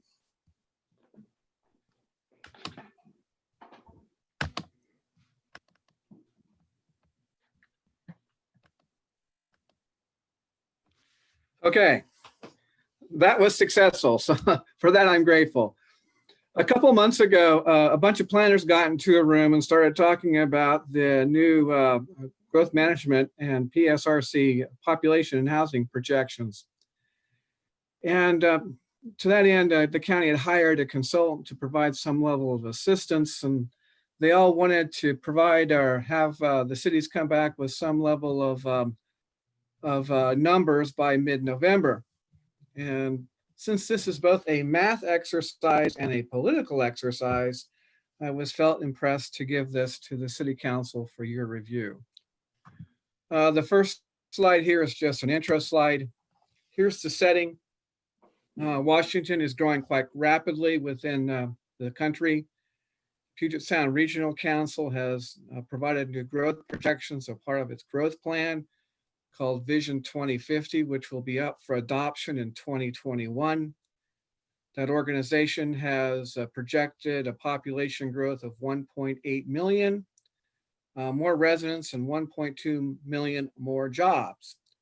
And of that amount, Pierce County is expected to take about 265,000 people for a county population of 1.6 million by 2044. And of the 2,604, 708, of the 265 plus or minus persons, Pierce County's core cities, which includes Auburn, Lakewood, Puyallup, and University Place, are assumed to collectively absorb about 61,000 people of the 265,000 total. So the exercise this evening is to determine Lakewood's share of the 60,900. Again, this is very preliminary, but I wanted to make sure that the council was aware of what's going on. Here's the process. This is how the counties and cities have been broken up. You have metro cities, which in Pierce County is only Tacoma. The core cities are Auburn, Lakewood, Puyallup, and UP. High capacity transit communities are the smaller cities, and then the cities and towns are still smaller, and then you end up with the unincorporated urban and unincorporated rural, also in Pierce County. Again, you see Lakewood circled under core cities. We are one of 4. I'd also point out that only a portion of Auburn, that portion that is in Pierce County, is a part of this process. Core cities are supposed to take 23% of the population and 23% of employment. Tonight's presentation focuses on population and housing. It does not speak to employment. Those numbers are going to come later. And for the council's edification, that's what all the cities fight over, is employment. And generally speaking, the cities have difficulty taking the population. And there's more process. This is how it breaks down with the 2045 targets. The regional distribution is interesting because it shows you that Pierce County is at 21% population. King County is going to be taking 50%. Snohomish 24%, and Kitsap 5%. And then you see the 4-county control total. This is how it moves from OFM, Department of Finance, and PSRC down to the regional geographies, which is the cities, the core cities. And really what we're focusing this evening is on the jurisdiction-specific allocations. And that's what we're talking about here this evening. Numbers-wise, it looks like this. Excuse me for just a second. I need a PSR region, 1.8 million. Pierce County share, 264,784. Core cities total share, 60,900. And what is Lakewood's share? And then down below, I just included the seals of each of the cities that are core cities. Why is this important? For some of the more established council members, PSRC is the Metropolitan Planning Organization that covers the multiple urban counties within the Puget Sound area. And quote unquote, the MPO is to ensure regional cooperation and transportation dollars. But what that really gets into is how federal transportation dollars are dispersed from PSRC to all of the GMA cities' comprehensive plans. Now, this is the new twist that happened several years ago.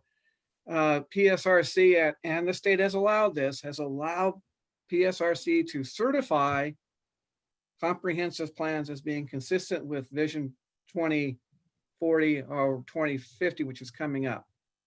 And one of the last bullet points is something that we've talked about before, an ongoing concern that King County, because of its larger population, controls the important policy-making decisions over the other 3 counties besides transportation. We're getting more and more into growth areas and also now into housing and other matters. What is Lakewood's current target population? Last time this was done was in 2017.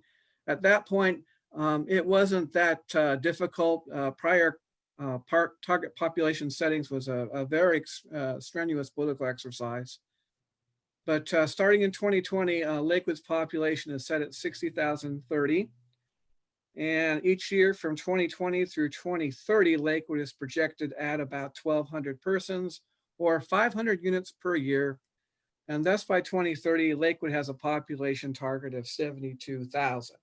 That's what's in our current Pierce County Ordinance 2017-24S. That was established through a process that went through the Growth Management Coordinating Committee, Pierce County Regional Council, and ultimately approved by Pierce County Council. And that's the same process that we're going through with the new allocation. So now that we're starting this allocation process, because this has been a difficult process in previous years, Pierce County said, we're going to hire a consultant to help facilitate this. And so maybe it will go smoother this time around.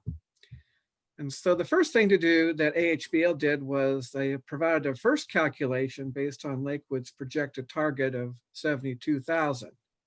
And assuming no changes in growth rate, they basically applied that growth rate through 2044.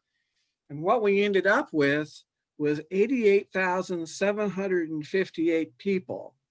That's a really large number, and that's really outside any level of growth the city of Lakewood has ever seen.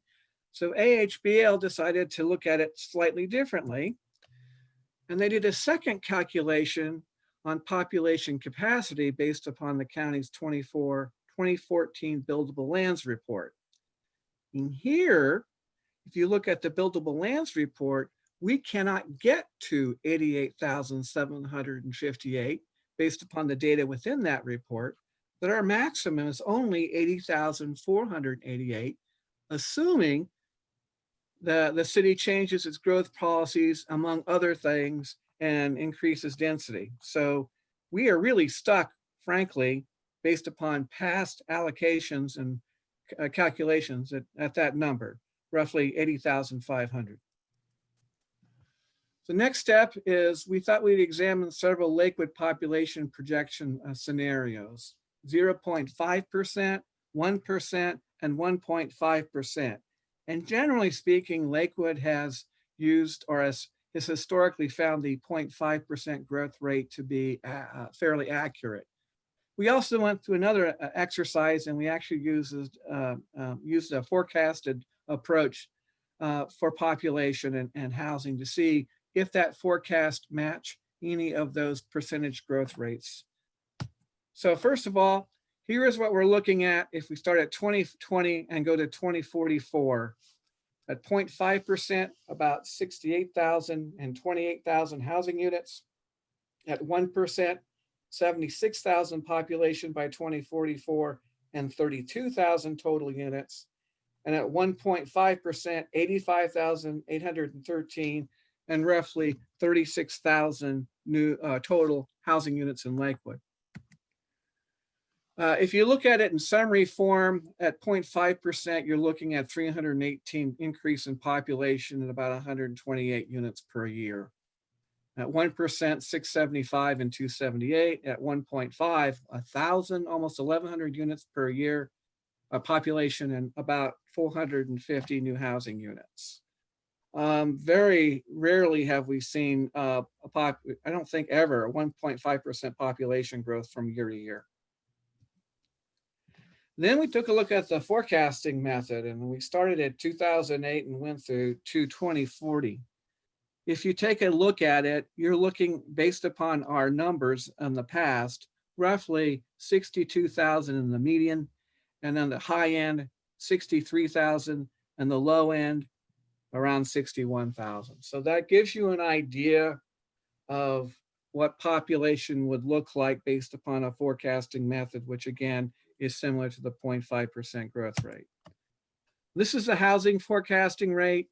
28,525 is a medium, up to 30,000, a high end, and 27,000, roughly a little above 27,000 on the low end.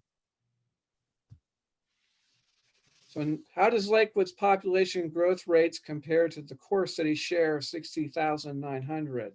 So this gets important. At 0.5%, a net population growth of 7,600, which is only 13% of the 60,300. At 1%, roughly 16,200, which is 27%. So that gets closer to the city meeting its share. And then if you go to the 1.5%, 20,000 net population and a 48% share of the 60,000, which is way above our share. And if you go to forecasted population, it's 3,000 net population and a percent of core cities of only 5%. So when we get into haggling over who's getting what, these percentages become important. I threw this in just to give council some interesting ideas or facts about Lakewood. Any unique aspects that inhibit infill development? And the answer is a big solid yes with exclamation mark. The best way of talking about this is talk about Lakewood's total area, which is roughly about 12,100 acres. And of that total, are there any land uses that play significant roles in reducing development capacity? And the answer is absolutely. We have lots of public institutional uses, and I've listed those here in this slide, Western State Hospital, Pierce College, Clover Park, St. Clair Hospital, Clover Park School District properties, Sound Transit, Pierce Transit, and city-owned properties.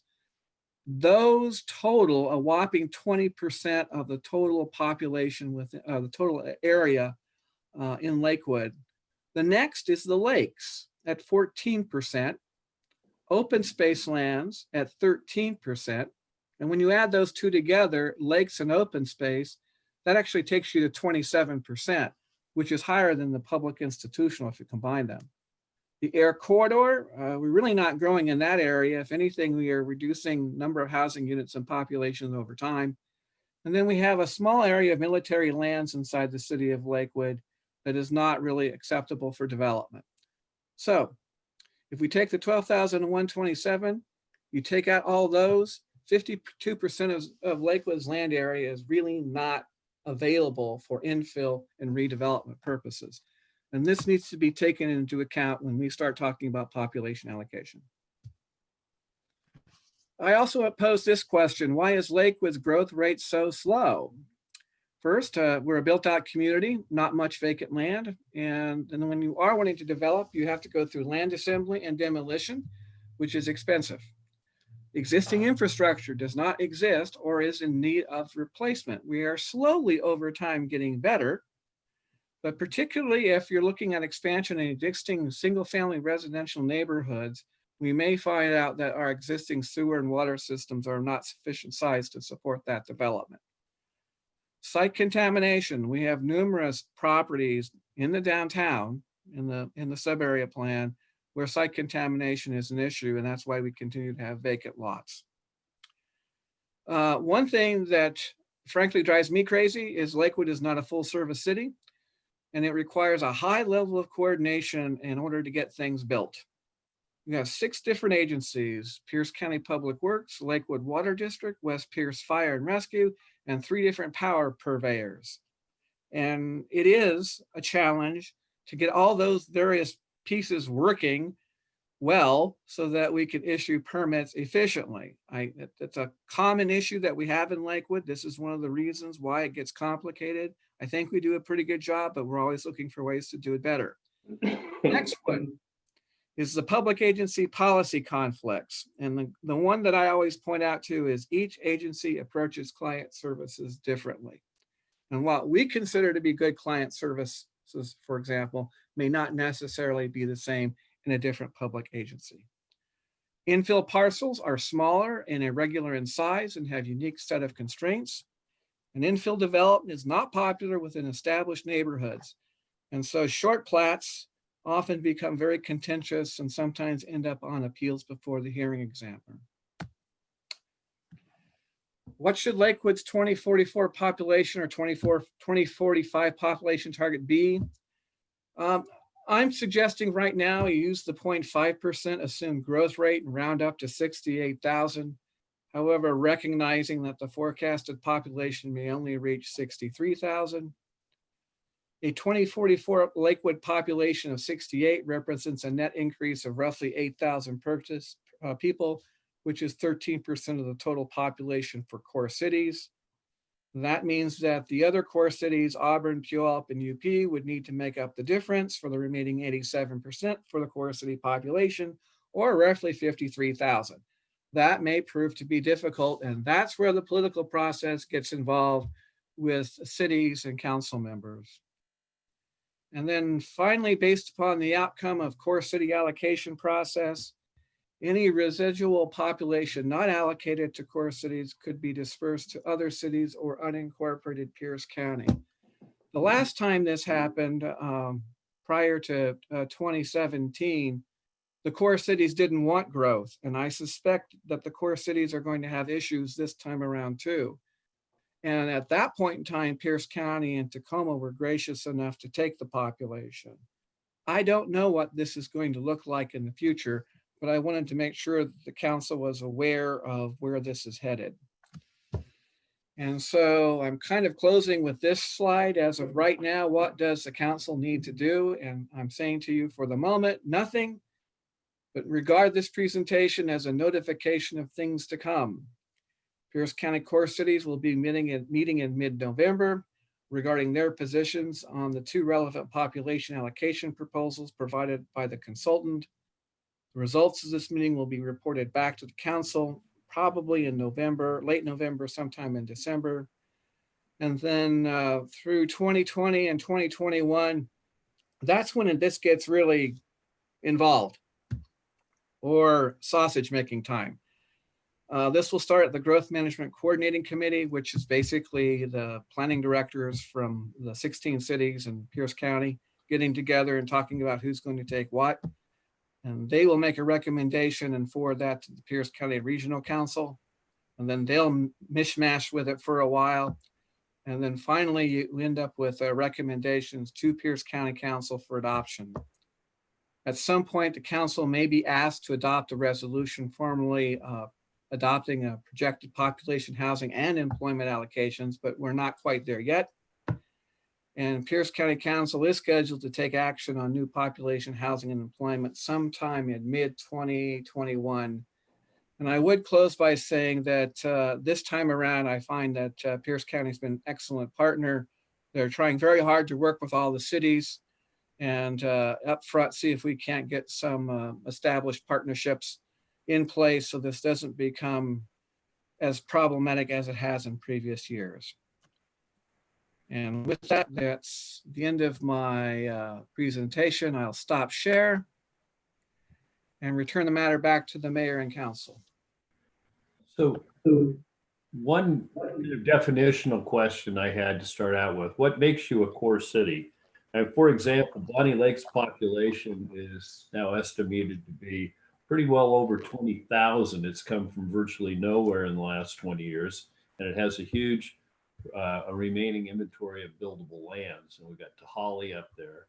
And in looking at things like South Sound 911 and Pierce Transit, when you're allocating votes and control, locally, we're pretty cognizant of the fact that Bonnie Lake may pass UP, which is pretty much stagnated. Well, Puyallup is the second fastest growing city because they have more billable land. So it seems more oriented what your share is, and I'm glad it was in your presentation. What your share is seems more appropriately allocated to who has a place to build than how many people are currently living there. The definition you're speaking of, Mr. Mayor, is really something that was carried over from the previous allocation process.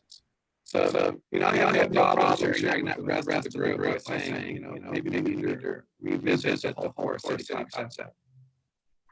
Mr. Buer, for some reason, you sounded like a mechanical character on Star Wars. You were coming through loud and clear before, but that didn't. Could you try that again, please? I'm going to have to leave and come back. No, the city manager is saying no. High school football games. Sorry, it's not working there. So Dave, come on over to my office. We'll switch out. we have some questions. So while Mr. Buer is switching places with Mr. Caulfield.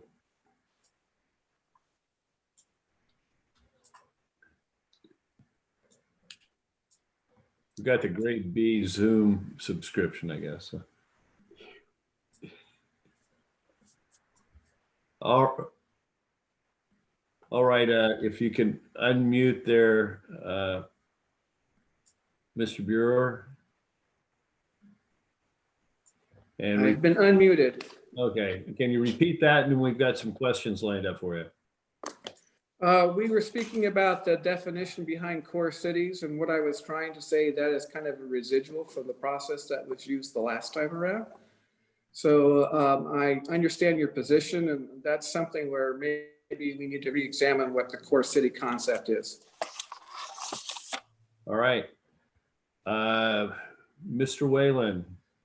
Thank you, Mr. Buer. I got a few questions here. So all of this process is part of the finalization of Vision 2050, right? Yes. And that once this is all done, then it'll be in the hopper for adoption at some point? Yes. Okay. With regard to the allocation of lands, I know that you had a great slide that showed roughly 50% of Lakewood's available acreage is really not capable of development. And much of the population figures, though, you showed were in the availability of lands was based on the 2014 buildable lands report. Haven't we updated that since 2014? The buildable lands report is still has not been updated by the county. They are still in the process of doing so. Okay. That's a bit of a problem right now. Right. But we're talking about the population allocation when the most recent BLR is still in draft form. Because isn't the BLR a bit of a function of what the various municipalities have done with regard to density and zoning since 2014? Yes. And we've increased our own density by some of the mechanisms we've adopted over the course of time, such as the cottage housing ordinance and, you know, the other thing, right? Yes. Okay, so it's possible that the 2014 BLR, once updated, will reflect that Lakewood has some greater density capacity just based on what we've done in the last 6 or 8 years. It's possible, but we're trying to also take into account some of our other issues within the community. Right. And then the other question is, you know, so we go through this great planning process, and the big, you know, elephant in the room is, so what? So what if what's the downside to not hitting the targets? Just so we get the education of what the downside is. Does it go back to shame on you, you're not going to get the transportation funding because you're not going to score as highly on the projects, or what? No. To me, this is an exercise. This is part of a process that we go through in order to appease other agencies to say, yes, we've done our part through growth management. And yes, that we do have land available and policies in place that will promote density. Right. But if people are not going to develop, if the economy's not here in place, if you don't have the infrastructure, really it's all for naught. It's just part of an exercise that we've checked the box. And I'm sorry if I'm being cynical. I know, but that's my concern is we do all this hand wringing about all these reports and making sure that we're crossing our T's and dotting our I's from a planning perspective. And so we throw the dart out there based on our best guess of all these components you've described. And we say it's either going to be 68 or it's going to be 88. But at the end of the day, the market is going to determine where people want to move and whether they can afford to move there, right? Yes. Okay. Thank you. Mr. Whalen, you and I are on the same page. It's just, I get stuck in the weeds of trying to get this through so that we can obtain the certification that we can move forward with additional transportation. I appreciate it. It'll allow us to have another plaque on Mr. Caulfield's wall behind you if we do our right crossing of T's and dotting of I's. John gets a plaque and we get transportation dollars. Yeah, exactly. And Dave does the work. So, Mr. Brandstetter.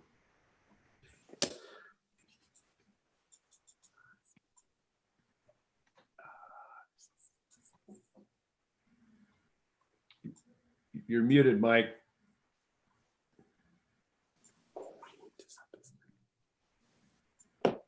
Okay, thank you, Mr. Mayor.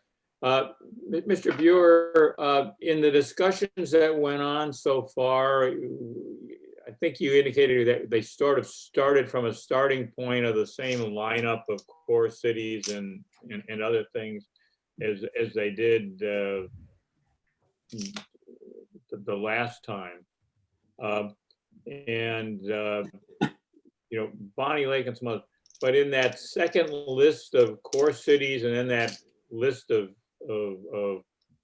other cities and towns, there's a great deal of disparity with population and potential to build out an infrastructure in that other list of towns. Is there any idea that they might be able to take some of the growing entities on that list and make them a category of themselves and give them a slightly bigger slice of the pie? If that could be explored, that might be an option. I know Bonnie Lake is had 11,000 people in 2000 and is over 20 now. There are some other towns, DuPont went through a spattering of growth at a time of when it went to do that. So growth rates can be are greatly a function of both the combination of land and developers with an intent. But appreciate the update and stick with it. Thank you. I do know that I suspect that some of the cities, and particularly Bonnie Lake, will request additional population. And I suspect the other core cities that have been identified so far will accept it. But that stuff is going to come out in the next 12 months. Well, the other thing to look at is those cities that have accepted, requested, and received larger growth management areas. Because there's been some of that in the past 5 years.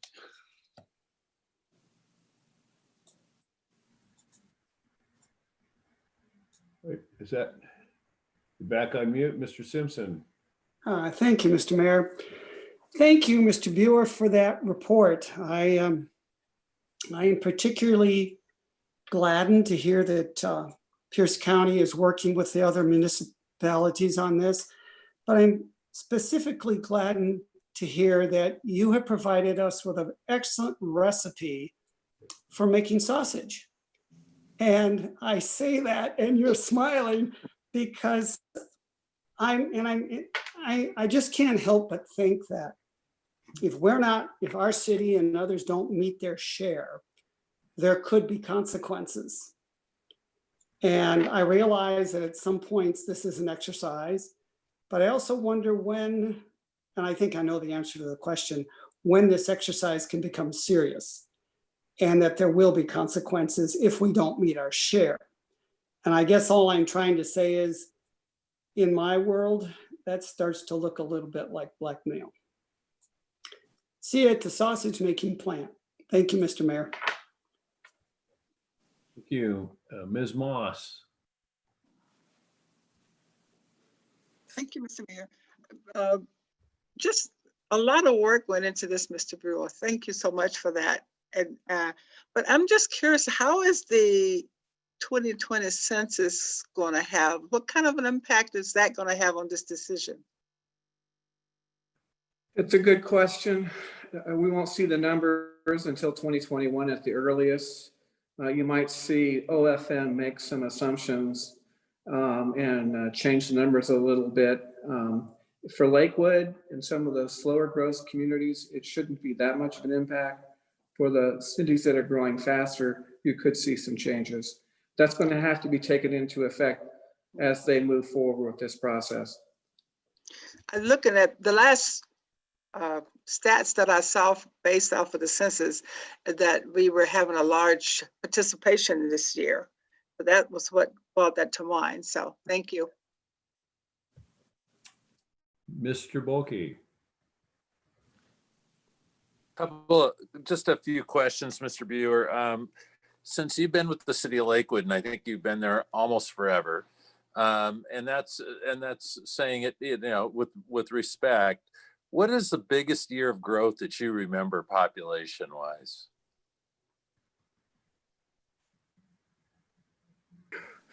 The biggest ballpark increase, the biggest hallmark was when we incorporated, because at that point, the federal government said that we had over 63,000 people in the city of Lakewood. 65, excuse me. So we had a lot of people when we incorporated. And after incorporation, we lost them. We went down to something like 58 or 59. And that was a result of OFM changing the numbers. And we argued till we were blue in the face that the census counts were off. And we could convince the Census Bureau, but we could not convince OFM. The only time that you've seen some really substantial growth is when you've seen an apartment complex where you saw 168 units, 274. At best, you're getting maybe 50 single family residences a year. So how do they factor in household size? Because it seems to me And you see old stats of large cities when during the baby boom, when a lot of these smaller, Seattle's an exception, but at one point in time, Seattle had a lot more people and they actually lost population for a while because so many more people lived in each house. And I'm thinking in Oak Brook, for instance, with these big houses, a generation ago, 2 generations ago, not odd to have 4 children. Very few people have 4 children now. So it seems like we're continually watching this drop in household size. It's been going on really for 40, 50 years now. How do they factor that in? That's going to be the point of discussion in mid-November, because everyone is using a different number for population size, and the county would like us all to use the same number. We're currently using 2.38. I think the county would like to use this 2.32, which is some discussion of a lower number, but that needs to be resolved. And right now it's not. And that's also a part of BLR, the boundary line, the buildable lands report, excuse me. Okay. So our previous number that we're supposed to get to in 2030 is 72,000, and we accepted that figure. Is that correct? Actually, it was Okay. 88,000 at one time, and we said that's way too much, and we basically negotiated it down. Okay. And we get to negotiate from where we're at today, not by what we previously agreed to. Correct. Okay. Okay. That's where this becomes a real political exercise, you know, and council members from different cities talking to each other about how much you're willing to accept. Okay. Okay. I'll leave it there. Thank you. Any other questions from Mr. Buer? Well, as always, thorough, informative, and a good basis for expressing our frustration at the arbitrary nature of this process. Good night. Thanks again. Get Mr. Caulfield back to see if he has anything else under city manager comment before we move to executive session.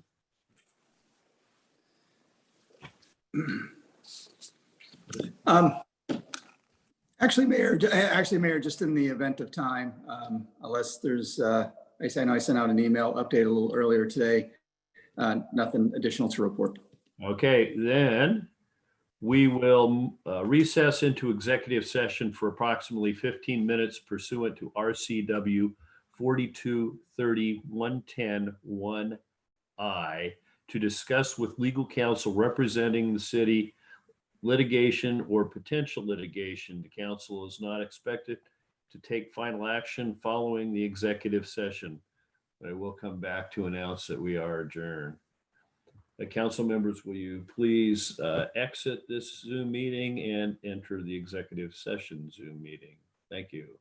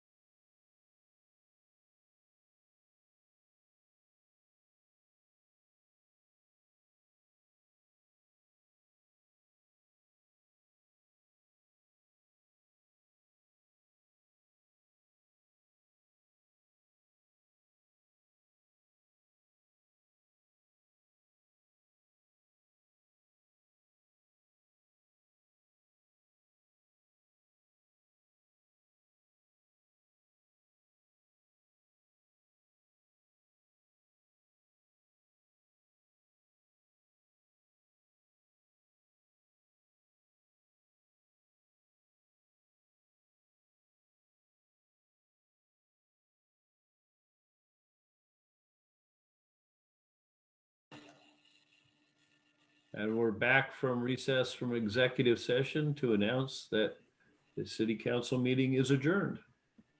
Good night. Brianna. Night.